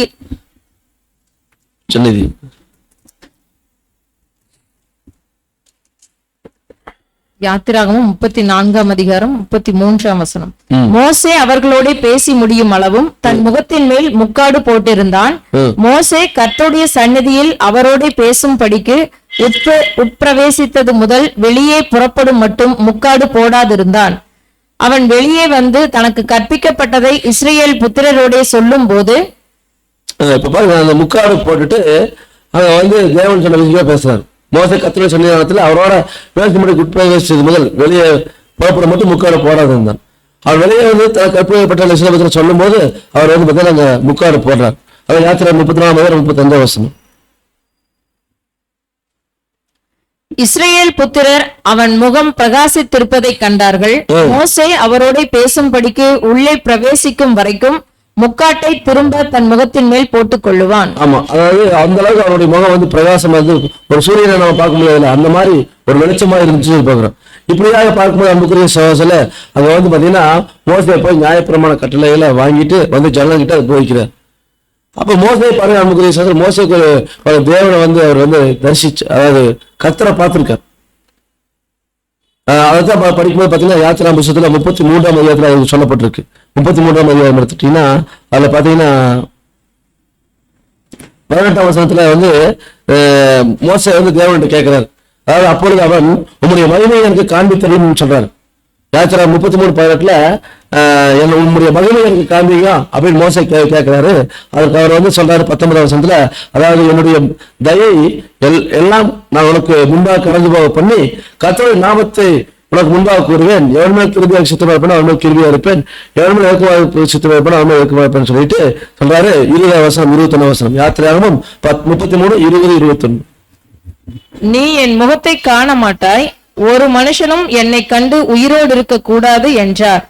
பின்னும் கர்த்தர், இதோ என் அண்டையில் ஒரு இடம் உண்டு, நீ அங்கே கன்மலையில் நில்லு. அப்போ அன்புடைய சகோதரரை பார்க்கும்போது, அதாவது உங்களுடைய மகிமையை எனக்கு காண்பித்தரணும் அப்படின்னு மோசே கேட்கிறார். அது எவருக்கும் தேவன் சொல்றாரு, நீ என் முகத்தை காண மாட்டாய், ஏன்னா என்னுடைய எந்த ஒரு மனுஷன் என்னுடைய கண்டு உயிரோடு இருக்கக்கூடாது. அப்ப தேவன் வந்து பார்த்துட்டு யாரும், அதாவது மனுஷன் காணக்கூடாது, கண்டுக்காது. அப்ப அதே மாதிரிதான் அன்புக்குரிய ஒரு யாரு பார்த்து உயிரோடு இருக்க முடியாது அப்படின்னு சொல்லிட்டாரு. அதனால சொல்றாரு தேவன் வந்து, இதோ என் அண்டையில் ஒரு இடம் உண்டு, அங்க கண்மனை மேல் நில்லுகிறார், என்னோட மகிமை கலந்தவா மட்டும் நீ பாரு அப்படின்ட்டார். அதான் யாத்திராகமம் 33 22 23 வாசிக்கும் போது படிக்கலாம். என் மகிமை கடந்து போகும்போது நான் உன்னை அந்த கன்மலையின் வெடிப்பிலே வைத்து, நான் கடந்து போக மட்டும் என் கரத்தினால் உன்னை மூடுவேன். பின்பு என் கரத்தை எடுப்பேன், அப்பொழுது என் பின்பக்கத்தை காண்பாய், என் முகமோ காணப்படாது என்றார். அங்கேயும் கூட பாருங்க, நமக்கு மோசே வந்து இயேசு கிறிஸ்துடைய கர்த்தரை தான் பார்க்கிறார். தேவனை யாரும் பார்க்க முடியாது, மனசுலவும் காணக்கூடாதவர் கண்டிராது. அப்போ என் மகிமை கடந்து போக மட்டும் நான் உன்னை அந்த கண்மலையின் வெடிப்புல வைக்கிறேன், நான் கடந்து போக மட்டும் என் கரத்தினால் உன்னை நான் மூடுவேன் அப்படின்ட்டார். பின்பு என் கரத்தை எடுப்பேன், அப்போது என் பின்பக்கத்தை காண்பாய், என் முகமோ காணப்படாதுன்னு சொல்லிட்டார். அதே மாதிரி அரசியல் பார்க்கும்போது அப்படிதான் வந்து அந்த தரிசனத்தை பாருங்க மோசையை வந்து பார்க்கிறாருன்னு சொல்லி பார்க்கிறோம். அப்ப மோசையை வந்து தேவனை கத்திர பார்க்குற அளவுக்கு அந்த அளவுக்கு ஒரு தேவனத்துல பெரிய கிரியப்பட்டு இருந்தார். ஏன்னா தேவன் வந்து மோசையை குறித்து என்ன சர்டிபிகேட் கொடுத்துருக்கா தெரியுமா? என்னாகும் புத்தகத்துல 12:7 படிக்கும்போது, என் தாசனாகிய மோசேயோ அப்படிப்பட்டவன் அல்ல, என் வீட்டில் எங்கும் அவன் உண்மை உள்ளவன். தேவனே கொடுக்கக்கூடிய சர்டிபிகேட் மோசைக்கு, என் தாசனாகிய மோசேயோ அப்படிப்பட்டவன் அல்லன்றார், என் வீட்டில் எங்கும் உண்மை உள்ளவன். மோசைக்கு தேவன் இப்படிப்பட்ட சர்டிபிகேட் கொடுக்குறார், என் வீட்டுல எங்கும் உண்மை உள்ளவன் அப்படின்னு சொல்லிட்டு அவன் எப்படி நடந்துக்கணும்னு தேவன் சொல்றார். சார் என்னாகும் 12:8 நான் அவனுடன் மறைபொருளாக அல்ல, முகமுகமாகவும் பிரத்யட்சமாகவும் பேசுகிறேன், அவன் கர்த்தரின் சாயலை காண்கிறான். இப்படி இருக்க நீங்கள் என் தாசனாகிய மோசேக்கு விரோதமாய் பேச உங்களுக்கு பயமில்லாமற் போனது என்ன என்றார். ஆமா, அதாவது சொல்றாரு, நான் அவன்கிட்ட வந்து முகமுகமாகவும் பிரத்யட்சமாகவும் பேசுறேன், அவன் கர்த்தருடைய சாயலை காண்கிறான். கர்த்தருடைய சாயல் பார்க்கறது யாரு? மோசைக்கு மட்டும் தான் அந்த வாய்ப்பு கிடைச்சது. கர்த்தருடைய சாயலை காண்கிறான். இப்படி இருக்கும்போது என் தாசனாகி மோசைக்கு நீ எப்படி பேச துணிஞ்சீங்க, ஒரு பயம் எல்லாம் போச்சுன்னு கேட்கிறாரு. விசுவாசங்கள் ஆகுனா மோசைக்கு எதிராக ஆரோனுக்கு எதிராக முன்னிருப்பாங்க. இப்படியாக அன்புக்குரிய சகோதரர் மோசைக்கு அப்படியே சர்டிபிகேட் கொடுத்தார். என் வீட்டில் எங்கும் உண்மை இல்லைன்னு சொன்னார். நான் அவனோட முகமுகமாகவும் பிரத்யட்சமாகவும் பேசுறேன், அவன் கர்த்தருடைய சாயலை காண்கிறான் அப்படின்னு ஒரு மாபெரும் ஒரு நல்ல ஒரு சர்டிபிகேட் கொடுத்தார் தேவன். அப்போ கர்த்தருடைய சாயலை வந்து மோசை பார்த்தார். யாருக்கு அந்த வாய்ப்பு கிடைக்கும்? அப்ப அன்புக்குரிய சகோதரர் இன்னைக்கு வந்து அந்த வாய்ப்பு யாருக்கு கிடைக்கும்னா நமக்கு தான் கிடைக்குது.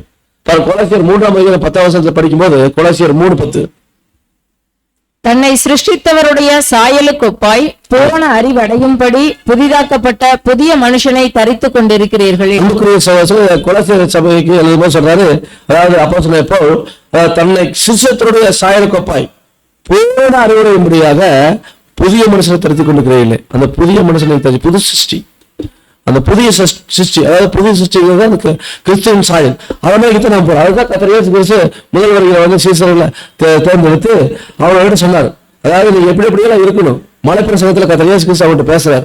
அதாவது எப்படி எப்படியெல்லாம் நீங்க வந்து இந்த பூமியில வாழணும் அப்படிங்கிறத மலைப்பிரசங்கத்தை சொல்லும் போது மத்தேயு 5:8 சொல்றாரு, இருதயத்தில் சுத்தம் உள்ளவர்கள் பாக்கியவான்கள், அவர்கள் தேவனை தரிசிப்பார்கள். நம்ம யார் தேவனை தரிசிக்க முடியும் அப்படி ஒரு கேள்வி கேட்டா, இருதயத்துல சுத்தம் உள்ளவங்க சொல்றார். சீசர்கிட்ட சொல்றாரு, இருதயத்துல மலைப்பிரசங்கத்துல சீசர் மத்தியில் பேசும்போது சொல்ற ஜனங்க மத்தியில் சொல்றார், இருதயத்துல சுத்தம் உள்ளவங்க இருந்தீங்கன்னா நீங்க தேவனை தரிசிக்க முடியும். அப்ப மோசே வந்து கர்த்தருடைய சாயலை கண்டார்னா அவர் சுத்தம் உள்ளவராக இருந்தார். இன்னைக்கு அந்த சுத்த இருதயம் உள்ளவராக இருப்பது இதான் தேவன் வந்து என்ன பண்ணிக்க நம்மளை கூப்பிட்டுருக்காரு. அன்னைக்கு கர்த்தர் இயேசு கிறிஸ்து அவருடைய சீசர்களை செலக்ட் பண்ணி அந்த சுத்த இருதயம் உள்ளவர்களாக ஆவதற்கு அவரை தயார் பண்ணார். அதான் அவர்கள் சொன்னார், இருதயத்துல சுத்தம் உள்ளவர்கள் பாக்கியவான்கள், அவர்கள் தேவனை தரிசிப்பார்கள் அப்படின்னு சொன்னார். அப்போ மலை பேசத்துல கர்த்தர் இயேசு கிறிஸ்து அப்படியாக சொன்னார். அப்போ கர்த்தருடைய சாயலுக்கு ஒப்பா நம்ம வந்து மாறதுக்கு நான் வந்துக்கிறோம். அப்போ நம்ம வந்து நல்மனசாட்சி உடன்படிக்கை செய்யும் போது எடுக்கும் பொழுது நம்ம வந்து அதை கர்த்தருடைய சாயலுக்கு அந்த ஆரம்ப புள்ளியை பெறுகிறோம். புது சிருஷ்டிங்கிற அந்த ஒரு புள்ளி, அந்த புது சிருஷ்டி அப்படியே நல்ல அந்த கருவானது வளர்ந்து ஒரு பூர்ண புருஷர் ஆகணும்னு சொல்லி பார்க்கணும். கிறிஸ்துவின் சாயலை நிறைவாய் பெற்றுக் கொண்டவர்கள் வளரணும். இப்படியாக அன்புக்குரிய சகோதரர் அந்த ஒரு சீனாய் மலையில தேவன் வந்து அவருக்கு தரிசனமாகி சொல்றார், இன்றைக்கும் நாளைக்கு நீங்க சுத்தம் பண்ணிக்கீங்க, பரிசுத்தப்படுத்திக்கீங்க, வஸ்திரத்தை சுத்தமா இருந்துக்கீங்க, 3ஆம் நாள் நான் அவங்களை சந்திப்பேன்னு சொன்னார். அப்ப அன்புக்குரிய சகோதரர் இது வந்து பாத்தீங்கன்னா இஸ்ரேலுக்கு அந்த பழைய ஏற்பாட்டின் காலத்தில் நடந்த சம்பவம். அவளுக்கு இந்த சீனாய் வான மலையில அவளுக்கு இந்த நியாயப்பிரமாண கட்டளை கொடுத்தார். ஆனா அன்புக்குரிய சகோதரர் இது நமக்கு எப்படி நமக்கு இன்னைக்கு பொருந்தி வருதுன்னு பார்க்கும்போது ரோமர் 15ஆம் அதிகாரம் 4ஆம் வசனத்தை வாசிக்கலாம். தேவ வசனத்தினால் உண்டாகும் பொறுமையினாலும் ஆறுதலினாலும் நாம் நம்பிக்கையுள்ளவர்கள் ஆகும்படிக்கு முன்பு எழுதியிருக்கிறவைகள் எல்லாம் நமக்கு போதனையாக எழுதியிருக்கிறது. பழைய ஏற்பாட்டுல சொல்லப்படக்கூடிய விஷயங்கள் எல்லாம் முன்பு போய்கள். அப்போ எப்போ ரோமர் சொல்றாரு, தேவ வசனம் பழைய ஏற்பாடு புதிய ஏற்பாடு நம்ம ரெண்டுமே முக்கியம். நம்ம படிக்க முடியாது. அதாவது வேதத்தையும் கவனிக்கணும், சாட்சியாமத்தையும் கவனிக்கணும். இந்த ரெண்டு சொல்லாவிட்டால் அவனுக்கு விடிய காலத்து வெளிச்சமே படிக்கிறார். அப்ப வேதம் என்பது பழைய ஏற்பாடு, சாட்சியாம் என்பது புதிய ஏற்பாடு. இந்த ரெண்டுக்குள்ள வசனம் முக்கியம். இன்னைக்கு எல்லாம் வந்து பாத்தீங்கன்னா நிறைய பழைய ஏற்பாட்டுக்கு சொல்லப்படுகிற வசனங்கள்லாம் நிறைய தேவைன்னு நினைக்கிறாங்க. பழைய ஏற்பாட்டுல இஸ்ரேல் ஜனங்கள் நடந்த சம்பவம், அவங்க வாழ்க்கையில் நடந்துட்டு காரியங்கள் நமக்கு தேவையில்லை. எதுக்கு அது தேவையில்லாத ஒரு விஷயங்கள் அப்படியே ஒமிட் பண்ற அளவுக்கு இருக்கிறாங்க, படிக்கிறதில்லை. ஆனா அன்புக்குரிய சகோதரர் வேதத்தையும் கவனிக்கணும், சாட்சியாமத்தையும் கவனிக்கணும். இந்த இரண்டின்படி சொல்லேன்னா அவர்களுக்கு விடிய காலத்து வெளிச்சம் சத்திய வெளிச்சம் இல்லைங்கிறார். ரெண்டுமே முக்கியம். அப்ப பாருங்க, தேவ வசனத்தினால் உண்டாகும் பொறுமை. இப்ப தேவ வசனத்தினால் நமக்கு என்ன கேட்கணும், பொறுமை கிடைக்கிது, ஆறுதல் கிடைக்கிது, அது நம்ம நம்பிக்கையாளருக்கு நமக்கு உறுதிப்படுத்துது. இதெல்லாம் வந்து பாத்தீங்கன்னா எதுனா முன்பு எழுதி எல்லாமே நமக்கு எடுப்பிருக்குன்னா ஒரு போதனை, அதுல போதனை இருக்கு, நமக்கு பாடம் இருக்கு. அப்படின்னா அந்த கிரேட் சீனாய் மவுண்ட், இந்த சீனாய் மலையில நமக்கு என்ன பாடத்தை கொடுக்குறாரு. சீனாய் மலை எதை குறிக்குது அப்படின்னு சொல்லி பார்க்கும்போது சொல்ல ஏசாயா 2ஆம் அதிகாரம் 2ஆம் வசனம். கடைசி நாட்களில் கர்த்தருடைய ஆலயமாகிய பர்வதங்களின் கொடுமுடியில் ஸ்தாபிக்கப்பட்டு மலைகளுக்கு மேலாய் உயர்த்தப்படும், எல்லா ஜாதிகளும் அதற்கு ஓடி வருவார்கள். பாருங்க, கடைசி நாட்கள்ல பாருங்க, லாஸ்ட் டேஸ் சொல்லி பேசுறாருங்க. சுப்பிரமணியன் பேசுறாரு கடைசி நாட்களில். அப்படின்னா என்ன அர்த்தம்? கடைசி நாள்ல அவருடைய ராஜ்யம், அதாவது லாஸ்ட் டே, அந்த கடைசி நாள் கர்த்தருடைய நாள். கடைசி நாட்கள்ல கர்த்தருடைய ஆலயமாகிய பர்வதம், அப்ப கர்த்தருடைய ஆலயம் அந்த பர்வதம் அவருடைய ராஜ்யம் எங்க ஸ்தாபிக்கப்படும்? பர்வதங்கள் கொடுமுடியில் ஸ்தாபிக்கப்பட்டு மலைகளுக்கு மேலாக உயர்த்தப்படும். அப்ப மலை என்றாலே ராஜ்யத்தை அடையாளப்படுத்தும். மலை என்றாலே ராஜ்யத்தை அடையாளப்படுத்தும். மலை அப்படியே என்ன அடையாளப்படுத்தும்? ராஜ்யம். இன்னைக்கு எத்தனை ராஜ்யங்கள் இருக்கு, எல்லாம் ஒரு மலைக்கு பற்றி சொல்லுது வேதம். அப்ப என்ன கடைசி நாள்ல கர்த்தருடைய ஆலயமாக இருக்கிறது. அப்ப தேவனுடைய ராஜ்யம் எங்க ஸ்தாபிக்கப்படும்? பர்வதங்கள் கொடுமுடியில. இப்ப கொடுமுடி என்பது சிகரம். நீங்க உலகிலேயே உயர்ந்த மலை இமயமலை, அங்க இருக்கக்கூடிய உயர்ந்த சிகரம் இது எவரெஸ்ட். அது போல பர்வதங்களின் கொடுமுடியில, எல்லா கொடுமுடிகளும் எல்லாத்துக்கும் மேல, அப்ப எல்லா ராஜ்யங்களுக்கும் மேல ஒரு ராஜ்யம் இருக்கும். அந்த ராஜ்யம் தான் கர்த்தருடைய ஆலயம், கர்த்தருடைய பர்வதம் சொல்லி பார்க்கிறோம். அப்ப எல்லா மலைகளுக்கு மேல உயர்த்தப்படுமா அப்படின்னா எல்லா ராஜ்யங்களுக்கு மேல உயர்த்தப்பட முடியாது. மலைகள் என்றால் ராஜ்யத்தை அடையாளப்படுத்துகிறது பிப்ளிக்கல் லாங்குவேஜ்ல. அப்போ எல்லா ஜாதிகளுமே கூடி வருவாங்களாம். அப்படின்னா எங்க வருவாங்கன்னா தேவனுடைய ராஜ்யத்துக்கு வருவாங்க. அப்ப இந்த பாடத்துல சீனாய் மலை எதை அடையாளப்படுத்துது? அன்புக்குரிய சகோதரர், தேவனுடைய ராஜ்யத்தை அடையாளப்படுத்தியதா இருக்குன்னு சொல்லி பார்க்கிறோம். அதான் கர்த்தர் வந்து தேவன் வந்து இன்ஸ்ட்ரக்ஷன் கொடுக்குறாரு மோசே கிட்ட. சீனாய் மலைக்கு வர சொல்லிட்டாரு. எல்லாம் அந்த மலையை சுத்தி நிக்கிறாங்க இஸ்ரேல் ஜனங்கள். வனாந்திரத்துக்கு வரும்போது சீனாய் வனாந்திரம், சீனாய் வனாந்திரம் சீனாய் மலை. அந்த மலையில அந்த மலைக்கு எதிராக தான் அந்த பாலை வகிக்கிறாங்க. அப்ப அந்த மலை என்பது சீனாய் மலை என்பது தேவனுடைய ராஜ்யத்தை அடையாளப்படுத்துவது. அந்த மலையை சுற்றிலும் இஸ்ரேல் ஜனங்கள் நிக்கிறாங்க, அந்த பாலையை வகிக்கிறாங்க. அதான் மோசே கிட்ட தேவன் சொல்றாரு, என்ன சொல்றாரு? யாத்திராகமம் 19ஆம் அதிகாரம் 10வது வசனம். பின்னும் கர்த்தர் மோசேயை நோக்கி, நீ ஜனங்களிடத்தில் போய் இன்றைக்கும் நாளைக்கும் அவர்களை பரிசுத்தப்படுத்து, அவர்கள் தங்கள் வஸ்திரங்களை தோய்த்து. இன்றைக்கும் நாளைக்கும் நீ வந்து ஜனங்களை வந்து பரிசுத்தப்படுத்து. அப்ப இன்றைக்கும் நாளைக்கும் அவளை பரிசுத்தப்படுத்து, ஏன்னா சுத்தமாகணும், பரிசுத்தமாகணும். பரிசுத்தமாயிட்டு அடுத்தது அவள் வஸ்திரத்தை சேர்த்து சுத்தமா இருக்கணும். அடுத்து 11 வசனம், யாத்திராகமம் 19:11. 3ஆம் நாளைக்கு ஆயத்தப்பட்டிருக்க கடவர்கள். ஆமாம், இன்றைக்கும் நாளைக்கும் பரிசுத்தமாகணும், வஸ்திரம் துவைச்சிருக்கணும். அதுக்கு 3ஆம் நாளைக்கு, எந்த நாளைக்கு ஆயத்தமாகணுமா? 3ஆம் நாளைக்கு பாருங்க, 3ஆம் நாளைக்கு அவங்க ஆயத்தமா இருக்கணுமா? மூன்றாம் நாளைக்கு ஆயத்தமா இருக்கணும். ஆயத்தப்பட்டிருக்க கடவார்கள். மூன்றாம் நாள்ல கர்த்தர் சகல ஜனங்களுக்கும் பிரத்யட்சமாக சீனாய் மலையில் இறங்குவார். எங்க இறங்குவார்? சீனாய். அப்ப சீனாய் மலை என்பது ராஜ்யம். அப்ப அன்புக்குரிய சகோதரர், மூன்றாம் நாள் எதை குறிக்குதுன்னா பாருங்க, அன்புக்குரிய மூன்றாம் நாள் அர்ச்சையில் தேவனுடைய ராஜ்யத்தை தான் குறிக்கும். ஏன்னா கர்த்தர் சொல்றாரு, இன்றைக்கும் நாளைக்கு நான் பிசாசுல துரத்தி மூன்றாம் நாளிலே நிறைவடைவே நாடு பேசியிருக்காரு. அப்ப இன்றைக்கும் நாளைக்கு நான் பிசாசுல துரத்தணும், மூன்றாம் நாள்ல நான் நிறைவடைவே ஏற்கனவே வசனத்துல பேசியிருக்காரு. அப்ப அன்புக்குரிய மூன்றாம் நாள்ல இன்றைக்கும் நாளைக்கு நீ அவர்கள் பரிசுத்தப்படுத்து மூன்றாம் நாள்ல அவங்க வந்து ஆயத்தமா இருக்கணும், பரிசுத்தமாக ஆயத்தமா இருக்கணும். அப்ப இன்றைக்கும் நாளைக்கும் கர்த்தர் இயேசு கிறிஸ்து பாருங்க முதல் வருகை வந்தார். இப்ப வந்துட்டு போய் எத்தனை வருஷம் ஆச்சுங்க? 2000, அதாவது இன்றைக்கும் நாளைக்கும் 2000 வருஷம் முடிஞ்சா. அப்ப 2 நாள் முடிஞ்சிருச்சு. மூன்றாம் நாளுக்கு ஆயத்தமா இருக்கணும். கர்த்தர் இயேசு கிறிஸ்து சபை ஆரம்பிச்சு இன்றைக்கும் நாளைக்கும் அவர் பரிசுத்தப்படுத்தினார். பாருங்க 2000 வருஷமா அவருடைய சபை வந்துட்டு இருக்கு. சபையின் சரித்திரத்துல 2000 சரித்திரம் இருக்குது. இப்ப இன்றைக்கும் நாளைக்கும் 2000 வருஷமா சபை வந்து தங்களை பரிசுத்தப்படுத்திக்கிறாங்க. எதுக்கு? மூன்றாம் நாளைக்கு அவங்க வந்து எப்படி கூட பரிசுத்தமா இருக்கணும், ஆயத்தமா இருக்கணும். அப்ப மூன்றாம் நாள்ல, அப்ப மூன்றாம் நாள் என்பது பாருங்க, இன்னைக்கு 3வது கர்த்தர் வந்துட்டு போய் பாருங்க, அவர் வந்துட்டு 2024 வச்சுக்கோங்க, காலக்கணக்கு நம்ம பார்க்க போறோம். இன்னைக்கு 2024 அப்படி நம்ம கணக்கு பிரகாரம். அப்ப கிபி 2024 அடுத்த படங்கள் நம்ம பார்க்கலாம் காலக்கணக்குல. அதுல பார்க்கும்போது நமக்கு சதுரம் எந்த வருஷத்துல இருக்கிறவங்க நம்ம தெளிவாக தெரிஞ்சுக்கலாம். இப்ப பார்க்கும்போது கர்த்தர் வந்துட்டு போய் 2000 வருஷம் முடிஞ்சிச்சு. அப்ப 3வது 6 வருஷத்துக்கு வந்தாச்சு. இப்ப மூன்றாம் நாளுக்கு ஆயத்தப்பட்டுக்கிறோம். மூன்றாம் நாள் என்பது அவர் ராஜ்யம். இப்ப கர்த்தருடைய ராஜ்யம் இப்ப 2ஆம் முறை வந்து ஆயத்த ஆரம்பிச்சாச்சு. இப்போ தேவனுடைய ராஜ்யமா இருக்கு.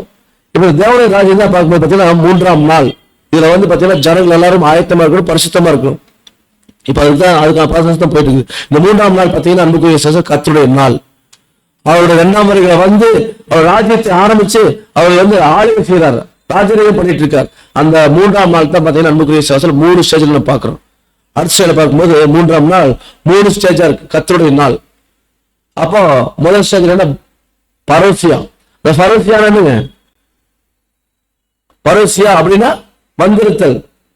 அதாவது எபிஃபானியா அப்படின்னா அதாவது பிரைட் ஷைனிங், அதாவது ஷைனிங் இருக்கு.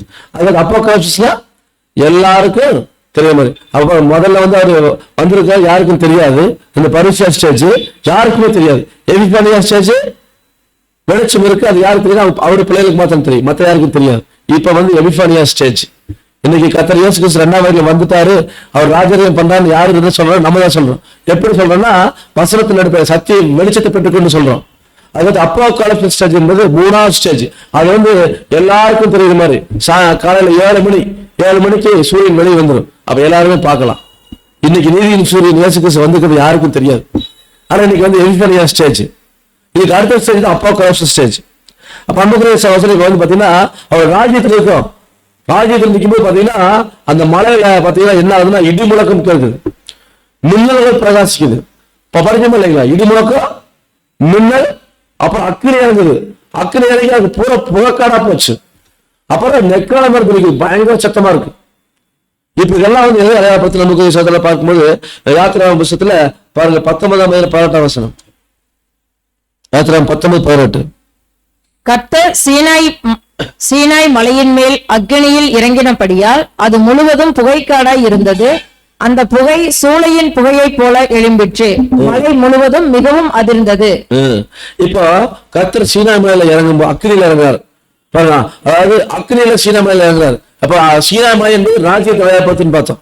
இப்ப நம்ம வாழ்றது வந்து பாத்தீங்கன்னா எத்தனாவது உலகம்? 2ஆம் உலகம். ஆனா பாருங்க, முதல் உலகம் இருந்துச்சு. முதல் உலகம் வந்து நோவா காலத்துல இருந்த உலகம், ஆதாமிலிருந்து நோவா வரைக்கும் இருந்த உலகம். இந்த உலகம் என்னாச்சு? ஜலப்பத்தினால் அழிச்சார், தண்ணினால் அழிச்சிட்டார். ஆனா பாருங்க நமக்கு இப்போ அந்த முதல் உலகம் தண்ணீர் அழிச்சார். 2ஆம் உலகம் வைக்கப்பட்டதுன்னு சொல்றாரு பாருங்க. 2 பேர் 3ஆம் அதிகாரம் 7ஆம் வசனத்தை படிக்கும்போது 2 பேர் 3:7 பைபிளை பார்த்து வாசிக்க, நானே வாசிக்கிறேன். அதாவது இப்பொழுது இருக்கிற வானங்களும் பூமியும் அந்த வார்த்தையினால அக்கினிக்கிரையாக வைக்கப்பட்டு. அப்போ இப்பொழுது இருக்கிற இந்த வானம் பூமி இறையா வைக்கப்பட்டிருக்கு. அன்புக்குரிய சகோதரர் நல்லா கவனிங்க. இப்ப இருக்கிற இந்த வானம் பூமி இறையா வைக்கப்பட்டிருக்கு, அக்கினிக்கிரையாக வைக்கப்பட்டிருக்குது. அடுத்து சொல்றாரு பாருங்க, தேவபக்தி இல்லாதவர்கள் நியாயம் தீர்க்கப்பட்டு அழிந்து போகும் நாள் வரைக்கும் காக்கப்பட்டிருக்கு. அப்ப இந்த ஒரு 2ஆம் உலகத்துக்கு மிகப்பெரிய அழிவு அக்னியில வரப்போகுது. அதைத்தான் வந்து பாத்தீங்கன்னா அன்புக்குரிய சகோதரர் இந்த யாத்திராகமம் 19-18 படிக்கும்போது கர்த்தர் சீனாய் மலையில அக்னியில இறங்குறாரு. அப்படின்னு இப்ப வாழ்ற காலப்பகுதி 3ஆம் நாள் சீனாய் மலையில வந்து மோசே இன்ஸ்ட்ரக்ஷன் கொடுக்குறாரு, இன்றைக்கும் நாளைக்கு நீங்க பரிசுத்தப்படுத்திக்கீங்க. 3ஆம் நாளையில கர்த்தர் வந்து உங்ககிட்ட தரிசனமாவார்ன்றார். அப்ப 3ஆம் நாளைக்கு அவங்க ஆயத்தமா இருக்கிறாங்க. இப்ப 3ஆம் நாளுக்குள்ள நாம் இருக்கிறோம். இப்ப பாருங்க அன்புக்குரிய சகோதரர் அக்னியில வந்து இறங்குறாரு. இப்ப அது முழுவதும் புகைக்காடா மாறுதான், அந்த மலை முழுவதும் புகைக்காடா மாறுது. அந்த புகை சூரியன் புகை மாதிரி இருக்கா. அப்படியே சூரியன் புகை வந்து பாத்தீங்கன்னா அந்த புகை பயங்கரமான அந்த சூரியன் புகை அந்த அக்னி என்பது ரொம்ப உச்சகட்ட அக்னியா இருக்கு. இப்ப மலை முழுவதும் புகை அதிருது எப்படி இருக்கு. அப்ப மலை முழுவதும் அதிருதுன்னா அந்த மலை என்பது ராஜ்யத்தை அடையாளப்படுத்தும். அப்படி அதிர்றது தேவனுடைய ராஜ்யம் எப்ப சொல்லிக்கணும்னா விடியற் காலத்துல. அப்ப ஆரம்ப ஸ்டேஜ்ல எப்படி இருக்கும்னா ராஜ்யத்தோட ஆரம்ப ஸ்டேஜ் அதிரும். இன்னைக்கு அதிருதா இல்லையா? இன்னைக்கு அதிருதா இல்லைங்களா? அதிருது, எல்லா பக்கம் அதிருது. அதிர்க்கை நம்ம கேட்க முடியுது இல்லைங்களா? என்னென்ன அதிர்வுகள் ஏற்படுது? தீவிரவாதம், அப்புறம் நிலநடுக்கம், அப்புறம் வந்து போர், பொருளாதார பிரச்சனை, வேலையில்லா திண்டாட்டம், அப்புறம் பஞ்சம், கொள்ளை நோய், இப்படி எல்லா பக்கமும் அதிருது. பாருங்க, மலைகளை வந்து மலை முழுவதும் மிகவும் இருந்தது. இப்ப மிகவும் அதிர்ந்துருக்குது. எங்கேயுமே சமாதானம் இல்லை. எல்லா பக்கம் பார்த்தீங்கன்னா பிரச்சனை. எல்லா பக்கம் பாருங்க, எல்லா பக்கம் மக்கள் கொஞ்சம் வச்சுக்கிறாங்க. அதிர்ந்துட்டு இருக்கு அன்புக்குரிய சோசனை. அப்ப விடிய காலத்துல நடந்துட்டு இருக்குது. அப்போ அக்னி என்பது எதை குறிக்கிறது? அக்னி என்றால் என்னன்னு கேட்கும்போது பாத்தீங்கன்னா சங்கீதம் 21:9 வாசிக்கும் போது, உமது கோபத்தின் காலத்திலே அவர்களை அக்னி சூளையாக்கி போடுவீர். கர்த்தர் தமது கோபத்திலே அவர்களை அழிப்பார், அக்னி அவர்களை பட்சிக்கும். ஆமாங்க, அதாவது கோபத்தின் காலத்துல.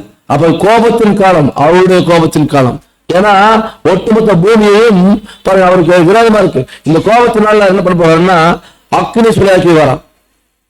அவர்களை அக்னி சூளையாக்கி போடுவார். கர்த்தர் தமது கோபத்திலே அவளை அழிப்பார், ஒரு அக்னி அவளை பட்சிக்கும்.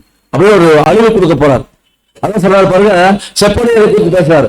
இந்த கர்த்தருடைய நாள்ல ஒரு மாபெரும் அக்னி மூலமா ஒரு அழிவு வருகிறது. எப்படி சொல்றாருன்னா செப்பனியா 3ஆம் அதிகாரம் 8ஆம் வசனம். ஆகையால் நான் கொள்ளையாட எழும்பும் நாள் மட்டும் எனக்கு காத்திருங்கள் என்று கர்த்தர் சொல்லுகிறார்.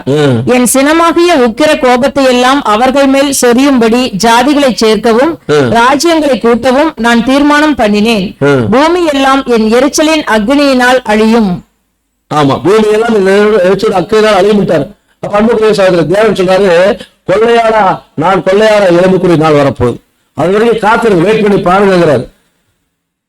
சொன்னாரு அந்த அவர் கொள்ளையாட எழும்பும் போது எப்படி என்ன நடக்குமா, என் சினமாகிய உக்கிர கோபத்தை எல்லாம் இந்த பூமியை செய்வாராம். அவருக்கு ஒரு உக்கிர கோபம் இருக்கு. ஏன்னா அவரால் படைக்கப்பட்ட ஜனங்கள் இன்னைக்கு அவரை விட்டுட்டு வேற தெய்வங்களை வணங்கிட்டு இருக்கிறாங்க, கல்லையும் மண்ணையும் வணங்கிட்டு இருக்கிறாங்க.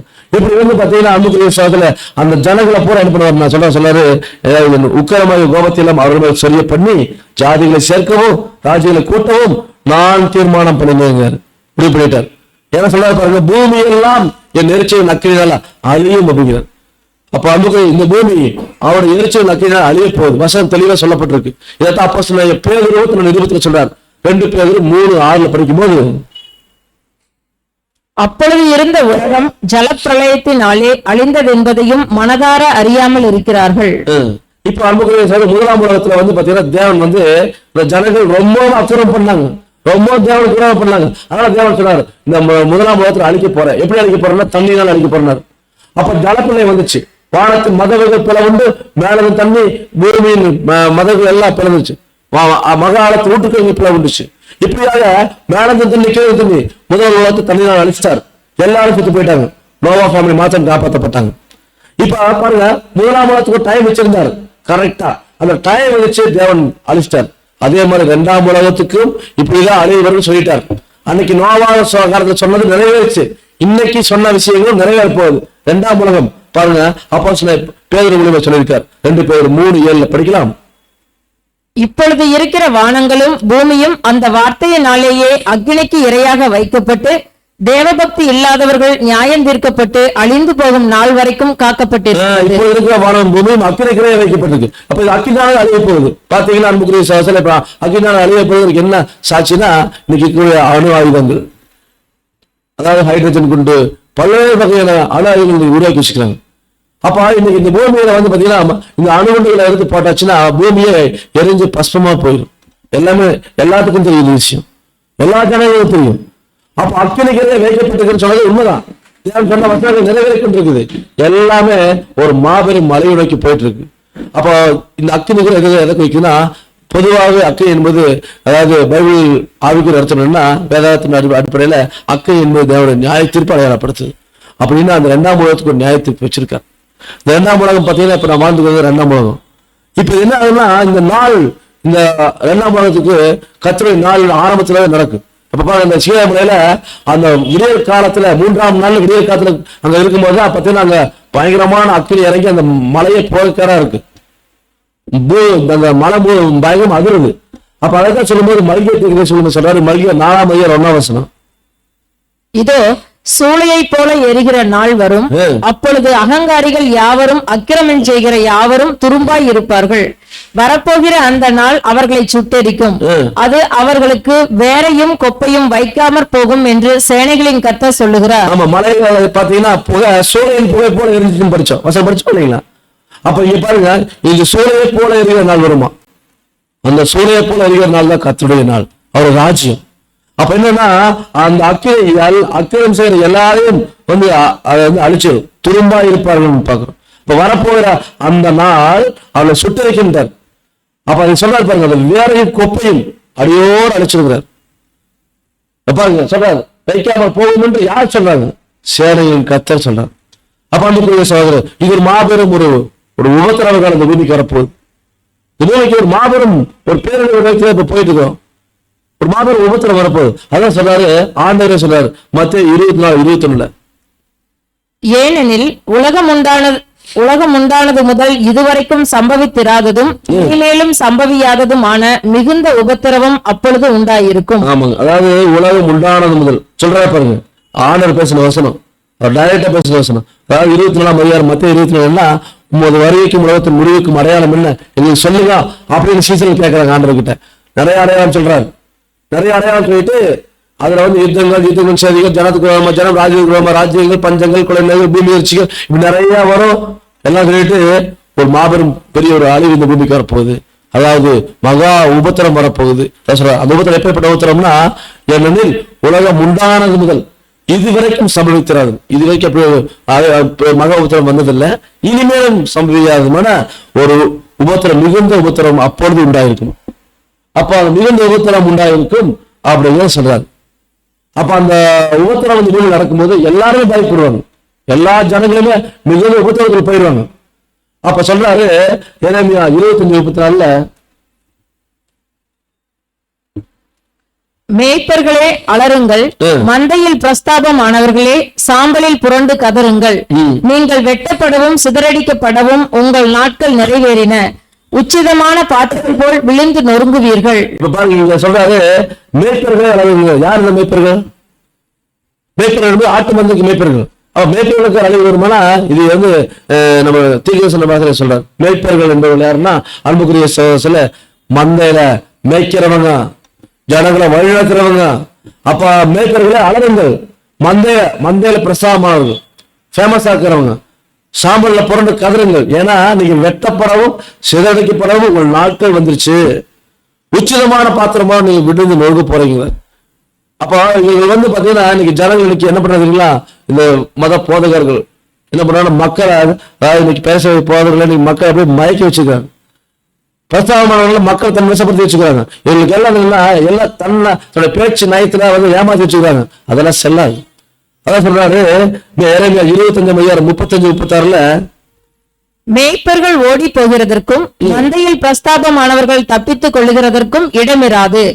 தங்கள் மேய்ச்சலை கர்த்தர் பாழாக்கினது நிமித்தம் மேய்ப்பர்கள் கூப்பிடுகிறதும் மந்தையில் பிரஸ்தாபமானவர்கள் அலறுகிறதுமான சத்தம் உண்டாகும். ஆமாங்க, அவர்களுக்கு தான் மாபெரும் ஒரு அழிவு விரும்புகிறார். அவர் ஓடி போது கூட இடமெல்லாம் போகிறார், தப்பதுக்கு இடமிராதுங்கிறார். ஏன்னா அவருடைய மேய்ச்சலை வந்து கர்த்தர் பாழாக்கி வரான். அதாவது அழகுவார்கள், அந்த சத்தம் எல்லா பக்கம் கேட்குங்கிறார். பார்த்தா சொல்லும் போது பாத்தீங்கன்னா எரேமியா 25:37, 37-38, அவர்கள் சுகித்திருந்த தாபரங்கள் கர்த்தருடைய கோபத்தின் எரிச்சலாலே சங்காரமாயின. அவர் பதிவிருந்து புறப்படும் சிங்கத்தை போலிருப்பார். ஒடுக்குகிறவனுடைய உக்கிரத்தினாலும் அவனுடைய உக்கிர கோபத்தினாலும் அவர்கள் தேசம் பாழாயிற்று என்று சேனையின் கர்த்தர் சொல்லுகிறார் என்று சொல்லுகின்றார். அந்த தேசம் என்பது ஒட்டுமொத்த உலகம் தான். அப்ப பாருங்க எப்படி இருப்பாராமா, அவர்கள் சுகித்திருந்த தாபரங்கள் கர்த்தருடைய கோபத்தின் எரிச்சலாலே சங்காரமாக போகுது. அவ்வளவு எரிச்சல் அவருக்கு இருக்கு, அதான் அக்கினியாக சொல்லிய போகுது. அவர் பதிவிருந்து புறப்படும் சிங்கத்தை போல இருப்பாராம். எப்படி இருப்பாராம்? சிங்கம் வந்து பதிவிருந்து அப்படியே தாக்க அப்படி இருப்பாராம் தேவன். அப்போ ஒருத்தருடைய உக்கரத்தினாலும் அவருடைய உக்கர கோபத்தினாலும் பாருங்க அவர்கள் தேசம் பாழாய் போயிட்டுன்னு சேனலுக்கு சொன்னார். இப்படியாக அவருடைய கோபம் இந்த பூமி மேல சொரியப்படுது. அதான் சொல்றாரு 3ஆம் நாள்ல அதுல வந்து நடக்குங்கிறார் அவருடைய ராஜ்யத்துல. அப்ப அன்புக்குரிய சகோதரர்களே கர்த்தர் சொன்னது பாருங்க, யாத்திராகமம் 19:16 3ஆம் நாள் விடிய காலத்தில் இடி முழக்கங்களும் மின்னல்களும் மலையின் மேல் கார்மேகமும் மகா பலத்த எக்கால சத்தமும் உண்டாயிற்று. பாளையத்தில் இருந்த ஜனங்கள் எல்லாரும் நடுங்கினார்கள். அப்ப பாருங்க அந்த 3ஆம் நாள்ல பயங்கரமான இடி முழக்கம். 3ஆம் நாள் விடியற் காலத்துல, அந்த வசனம் தான் தெளிவா போடுறது, விடியற் காலம் 3ஆம் நாள்ல விடியற் காலத்துல. அப்ப இடி முழக்கம் மின்னல் அப்புறம் மலையின் மேல் கார்மேகம். அப்புறம் கார்மேகம் வந்தால என்னன்னா கருகும் இருட்டு சூழ்ந்துரும், ஒண்ணும் தெரியாது. மகா பலத்தை எக்கால சத்தம் கேட்குது. இதெல்லாம் உண்டானதுனால ஜனங்கள் எல்லாரும் நடுகிறாங்களாம். ஜனங்கள் நடுகிற அளவுக்கு அந்த காட்சி இருக்கு. எப்படி இருக்கு அந்த காட்சி நினைச்சு பாருங்க, நம்ம நின்றது எப்படி இருக்கு. அப்ப என்ன ஆகுதுன்னா அடுத்த வருஷம் வாசிக்கலாம். வெளிப்பத்திரிகை சாஸ்திரத்துல யாத்திராகமம் சொல்லப்பட்ட விஷயம் வெளிப்பத்திரிகை சாஸ்திரத்துல அப்ப சொல்ல யோவான் சொல்றாரு. வெளிப்படுத்தின விசேஷம் 16ஆம் அதிகாரம் வசனம் 18. சத்தங்களும் இடி முழக்கங்களும் மின்னல்களும் உண்டாயின. பூமி மிகவும் அதிர்ந்தது. பூமியின் மேல் மனுஷர்கள் உண்டான நாள் முதற்கொண்டு அப்படிப்பட்ட பெரிய அதிர்ச்சி உண்டானதில்லை. அதாவது யாத்திராகமத்தில் சொல்லப்பட்ட விஷயம் வெளிப்பத்திரிகை சாஸ்திரத்துல யோவான் சொல்றாரு. அதான் கர்த்தருடைய புத்தகத்தை தேடி வாசியுங்கள், அதுல ஜோடி இல்லாத படிக்கிறோம். அப்ப ஜோடி பாருங்க, யாத்திராகமத்தில் சொல்லப்பட்டிருக்கக்கூடிய வசனத்துக்கு ஜோடி வசனம் வெளிப்பத்திரிகை சாஸ்திரம் இருக்கு. அப்ப கர்த்தருடைய புத்தகத்துல தேடி வாசித்தா தான் இதை கண்டுபிடிக்க முடியும். அப்ப சத்தங்களும் இடிமுழக்கும் மின்னலும் உண்டாயின. பூமி மிகவும் அறிந்திருது. யாத்திராகம் சொல்லப்பட்டது கடைசி நாள் நடக்கக்கூடிய வசனத்தை தான் அங்க யாத்திராகம் சொல்லப்பட்டிருக்கு. அன்னைக்கு இஸ்ராயேல் நடந்துச்சு, அது வந்து நிழல். நமக்கு அது வந்து பாத்தீங்கன்னா பழைய பட்டணத்துல பிரீத்தி சொல்லி வச்சிருக்காரு. அப்ப பூமி மிகவும் அறிந்தது. பூமியின் மேல் மனுஷன் உண்டான நாள் இருக்கும் அப்படிப்பட்டவரை அதிர்ச்சி உண்டானது இல்லையா? எல்லா ஜனங்களும் நடுங்கிற அளவுக்கு அதிர்ச்சி உண்டாது. ஏன்னா இஸ்ராயேல் நடுங்காக ஆயிடுச்சு. அப்ப 3ஆம் நாள் விடிய காலத்துல நடக்குது. அப்ப 3ஆம் நாள் விடிய காலம் எதை குறிக்குது? அடுத்த சைட்ல 3ஆம் நாள் விடிய காலம் அன்புக்குரிய சகோதரர்களே அவருடைய ராஜ்யத்தை தான் குறிக்குது. அதான் சொல்லாரு பாருங்க அன்புக்குரிய சகோதரர்களே, அந்த 3ஆம் நாள் என்பது அவர் ராஜ்யத்தின் நாள் தான் 3ஆம் நாள். அதிலும் விடிய காலம் என்பது ஒரு நாள் சூரியன் வந்தா தான் அந்த நாள். அப்ப அந்த விடிய காலம் அதனுடைய துவக்க பகுதி. துவக்க பகுதியில் அப்படிதான் இருக்கும். ராஜ்யத்தினுடைய ஆரம்பம் பாருங்க இன்னைக்கு அப்படியே இருக்கு. இன்னைக்கு பாருங்க யாராச்சும் நிம்மதியா இருக்கும்போது இல்ல. ஒரு தேசம் ஒரு நாட்டின் மக்கள் யாருமே நிம்மதியா இருக்க முடியல. அதான் சொல்றாரு பாருங்க, அந்த 3ஆம் நாள் விடிய காலத்தை குறித்து படிக்கும்போது மார்க் எழுதின நற்செய்தி நூல்ல 13ஆம் அதிகாரம் 35ஆம் வசனம். அப்படியே நீங்களும் விழித்திருங்கள், ஏனெனில் வீட்டச்சமான் சாயங்காலத்திலோ நடுராத்திரியிலோ சேவல் கூவும் நேரத்திலோ காலையிலோ எப்பொழுது வருவான் என்று நீங்கள் அறியீர்கள். ஆமா, வீட்டச்சமான் கர்த்தர் இயேசு கிறிஸ்து 2வது வரதை குறித்து சொல்றாரு. சாயங்காலத்திலோ நடுராத்திரியிலோ சேவல் நேரத்திலோ காலையிலோ எப்பொழுது வருவான்னு நீங்க தெரியாது, அதனால விழித்திருங்கிறார். அப்ப அந்த 3ஆம் நாளுக்குள்ள நம்ம வந்துட்டோம். அப்ப அந்த 3ஆம் நாளை குறித்து தான் எரேமியா பேசுறாரு. எரேமியா 25ஆம் அதிகாரத்துல வசனம் 31-32 சொல்றாரு, ஆரவாரம் பூமியின் கடையாந்தர் மட்டும் போய் எட்டும். ஜாதிகளோட கர்த்தருக்கு வழக்கு இருக்கிறது. மாம்சமான யாவரோடும் அவர் நியாயத்துக்குள் பிரவேசிப்பார். துன்மார்க்கரை பட்டயத்துக்கு ஒப்பு கொடுப்பார் என்று கர்த்தர் சொல்லுகிறார். இதோ ஜாதி ஜாதிக்கு தீமை பரம்பும். பூமியின் எல்லைகளில் இருந்து மகா புசல் எழும்பும். அதாவது ஆரவாரம் வந்து பூமியின் கடையாந்தரம் மட்டும் போய் சேருமா? ஜாதிகளோட கர்த்தருக்கு ஒரு வழக்கு இருக்குங்கிறார். எனக்கு ஒட்டுமொத்த ஜனங்கள் அவரால் படைக்கப்பட்டவங்க, அவருக்கு அவங்க கிட்ட வந்து ஒரு வழக்கு தேவனுக்கு இருக்குங்கிறார். ஏன்னா மாமிசமான யாவரோடு என்ன பண்ணுவோம், நியாயத்துக்குள்ள பிரவேசிக்க நாள் அது, அந்த 3ஆம் நாள் அவர் ராஜ்யம். இப்ப துன்மார்க்கரை பட்டயத்துக்கு ஒப்பு கொடுத்துருவார். அதான் சொல்றாரு, ஜாதி ஜாதிக்கு தீமை பரம்பும். நீங்க அப்படிதான் பாருங்க அன்புக்குரிய சகோதரர்களே, எங்க தீமை இல்லை, எந்த தேசத்துல தீமை இல்லை சொல்லுங்க. நீ தீமை பரவுது, ஜாதி ஜாதிக்கு பரவுது. பூமியின் எல்லைகள் இருந்தெல்லாம் பாருங்க மகா பூசல் எழும்புமா. இப்படியாவது நீங்க பூமியில பாருங்க பயங்கர பூசல், ஒவ்வொரு நாட்டுக்கு நாடு அடிச்சுக்கிறாங்க, தேசத்துக்கு தேசம் விரோதமா இருக்கு, யுத்தத்துக்கு பார்த்தீங்கன்னா ரெடி இருக்கிறாங்க. இப்ப அந்த மாதிரி சூழ்நிலை இருக்கு. 3ஆம் உலக எப்ப வரும்னு தெரியாது, அது மாதிரி சூழ்நிலை இருக்குது. அப்ப அந்த 3ஆம் நாள்ல மகா உபத்திரவ காலம், அந்த 3ஆம் உலக போர் வந்துட போகுது. அவ வந்தபோது பார்த்தீங்கன்னா ஒட்டுமொத்த உலக தேசம் எல்லாமே என்ன பார்க்க போகுதுன்னா ஒரு யுத்தத்துல பிரவேசிக்க போகுது. அதை குறித்து நீ உலக பயப்படுது. எங்க 3ஆம் உலக போர் வந்துருமோ, இந்த ரஷ்யா உக்ரைன் பிரச்சனை, அப்புறம் இஸ்ரேல் பாலஸ்தீன பிரச்சனை, வடகொரியா தென்கொரியா பிரச்சனை, இந்தியா பாகிஸ்தான் பிரச்சனை, இப்படிலாம் நிறைய பிரச்சனைகளை குறித்து பாத்தீங்கன்னா போயிட்டு இருக்கு இந்த பூமியில. அதான் அந்த 3ஆம் உலக யுத்தத்துல என்ன நடக்கும் சொல்றாருன்னா, எரேமியா 25:33 சொல்றாரு, அக்காலத்திலே பூமியின் ஒரு முனை துவக்கி பூமியின் மறுமுனை மட்டும் கர்த்தரால் கொலையுண்டவர்கள் கிடப்பார்கள். அவர்கள் புலம்பப்படாமலும் சேர்க்கப்படாமலும் அடக்கம் பண்ணப்படாமலும் பூமியின் மேல் எருவாவார்கள். மகா உபத்திரவ காலத்துல பாருங்க, அக்காலத்திலே எக்காலத்திலேன்னு கேட்டா அக்காலம் அப்படின்னா ஒரு ராஜ்யத்துல கர்த்தருடைய நாள்ல ஆரம்பத்துல ஒரு மாபெரும் உபத்திரவ காலமா இருக்கும். அந்த நேரத்துல பாருங்க பூமியில ஒரு முனை துவங்கி மறுமுனை மட்டும் கர்த்தரால கொலையுண்டவர்கள் கிடப்பாங்களாம். அப்படின்னா எல்லா பக்கம் பிணமா கிடக்குமா. அதான் பூமியில 3ஆம் உலக போர் வந்துச்சுன்னா மறுபுறமா வேற 5 போன் கணக்கு சொல்றாங்க. அப்ப அந்த சூழ்நிலை யாரும் பார்த்தீங்கன்னா பூமி மேல அவன் செத்து கிடக்கும் போது அவங்க யாரும் எடுத்து அடக்க மாட்டேன் ஆள் இருக்காது. சமீபத்தில் கொரோனா வந்த போது எத்தனை பேர் செத்தாங்க. செத்த போது பார்த்தீங்கன்னா அடக்க மாட்ட கூட ஆள் இல்லை, அப்படியே விட்டுட்டாங்க. கிட்ட போற கூட பயம், அப்படியே பூமி மேல எருவாயிட்டாங்க. இப்படியாவது இந்த பூமி வரப்போற சூழ்நிலைகள் மழை உத்தரவு காலம் இருக்குங்கிறார். அப்ப பூமி மேல அப்படியே அடக்க மாட்ட கூட ஆள் இல்லாம அவங்க போயிடுவாங்க. ஏன்னா யாரும் இருக்க முடியாது. இப்படியாக பலத்தோட பேரழிவு நடக்குங்கிறாரு. அது போலதான் அந்த பூமி மிகவும் அழிந்தது. எப்படி அன்னைக்கு பழைய பாட்டு கத்திர சீனாய் மலையில அந்த கர்த்தர் இறங்கும் போது அங்க அழிவாச்சோ, அதே மாதிரி இப்ப கர்த்தர் 3ஆம் நாள்ல விடிய கடத்துல இறங்கி இருக்கார். அப்புறம் ராஜ்யத்துல கர்த்தர் வந்துட்டார், இறங்கிக்காரா கர்த்தர் இயேசு கிறிஸ்து வந்திருக்கார். இங்க என்ன ஆகுதுன்னா பயங்கரமான இடி முழக்கம், மின்னல், எக்கால சத்தம் பயங்கரமா கேட்குது.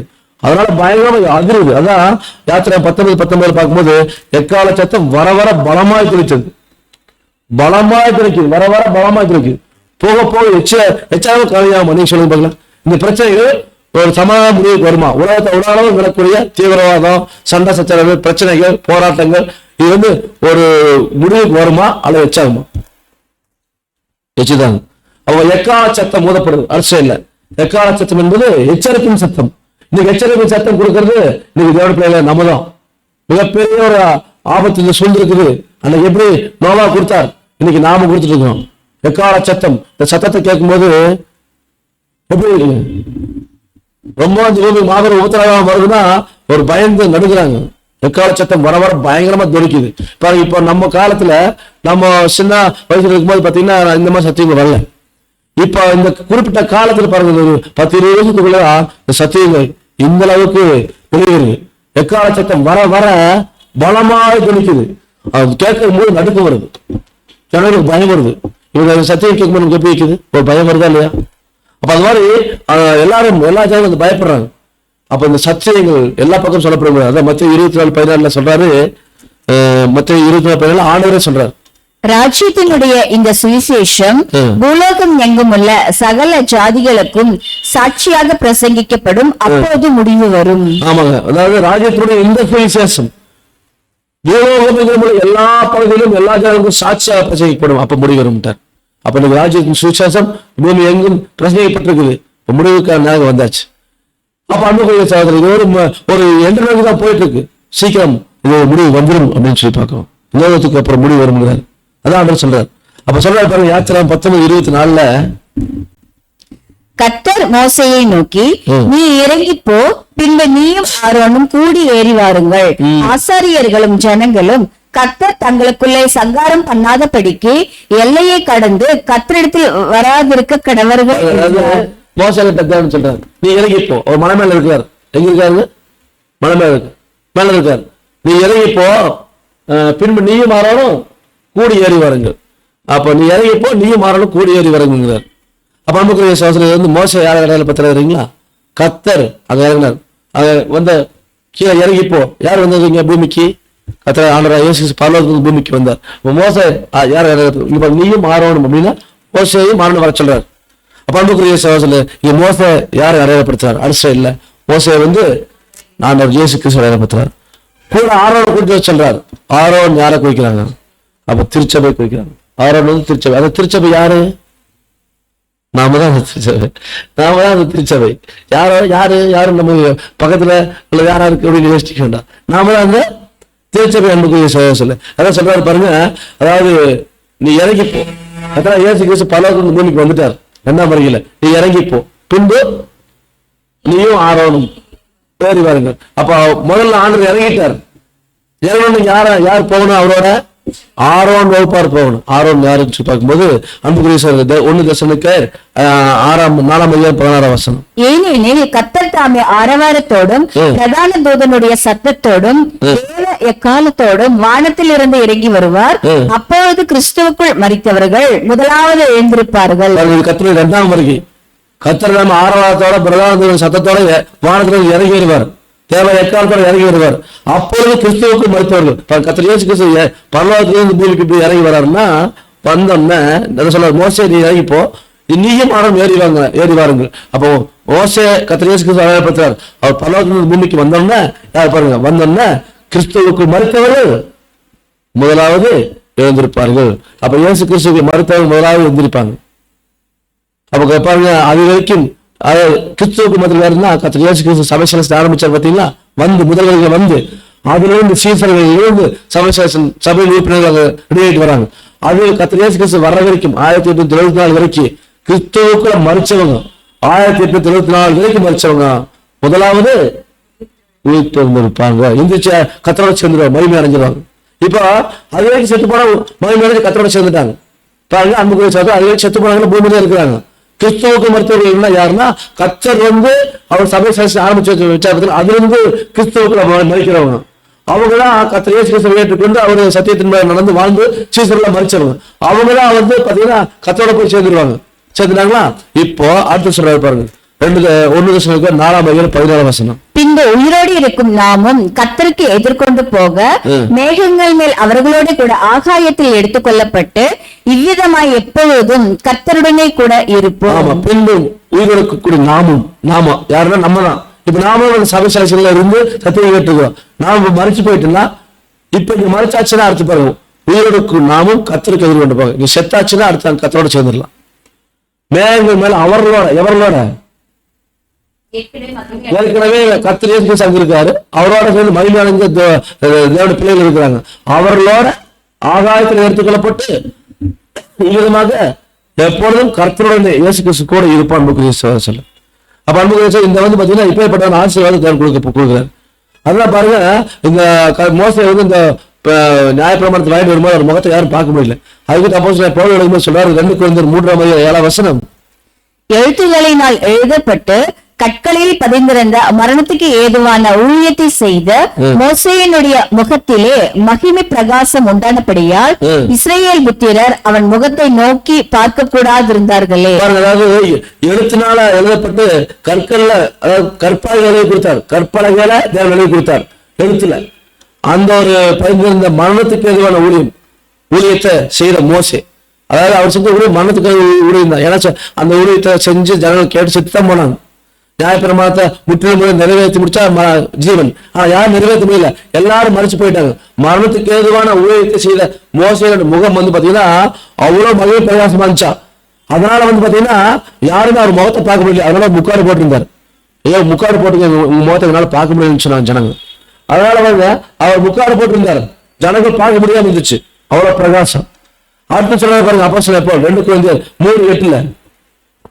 ஒழிந்து போகிற மகிமையுடைய அந்த ஊழியம் அப்படிப்பட்ட மகிமை உள்ளதா இருந்தால் ஆவிக்குரிய ஊழியம் எவ்வளவு அதிக மகிமை உள்ளதா இருக்கும். ஒழிஞ்சு போகிற மகிமையுடைய அந்த ஊழியம் ஒழிஞ்சு போயிடுச்சு. அந்த மகிமையுடைய ஊழியமே அப்படி ரொம்ப பிரம்மாண்டமா இருந்துச்சு.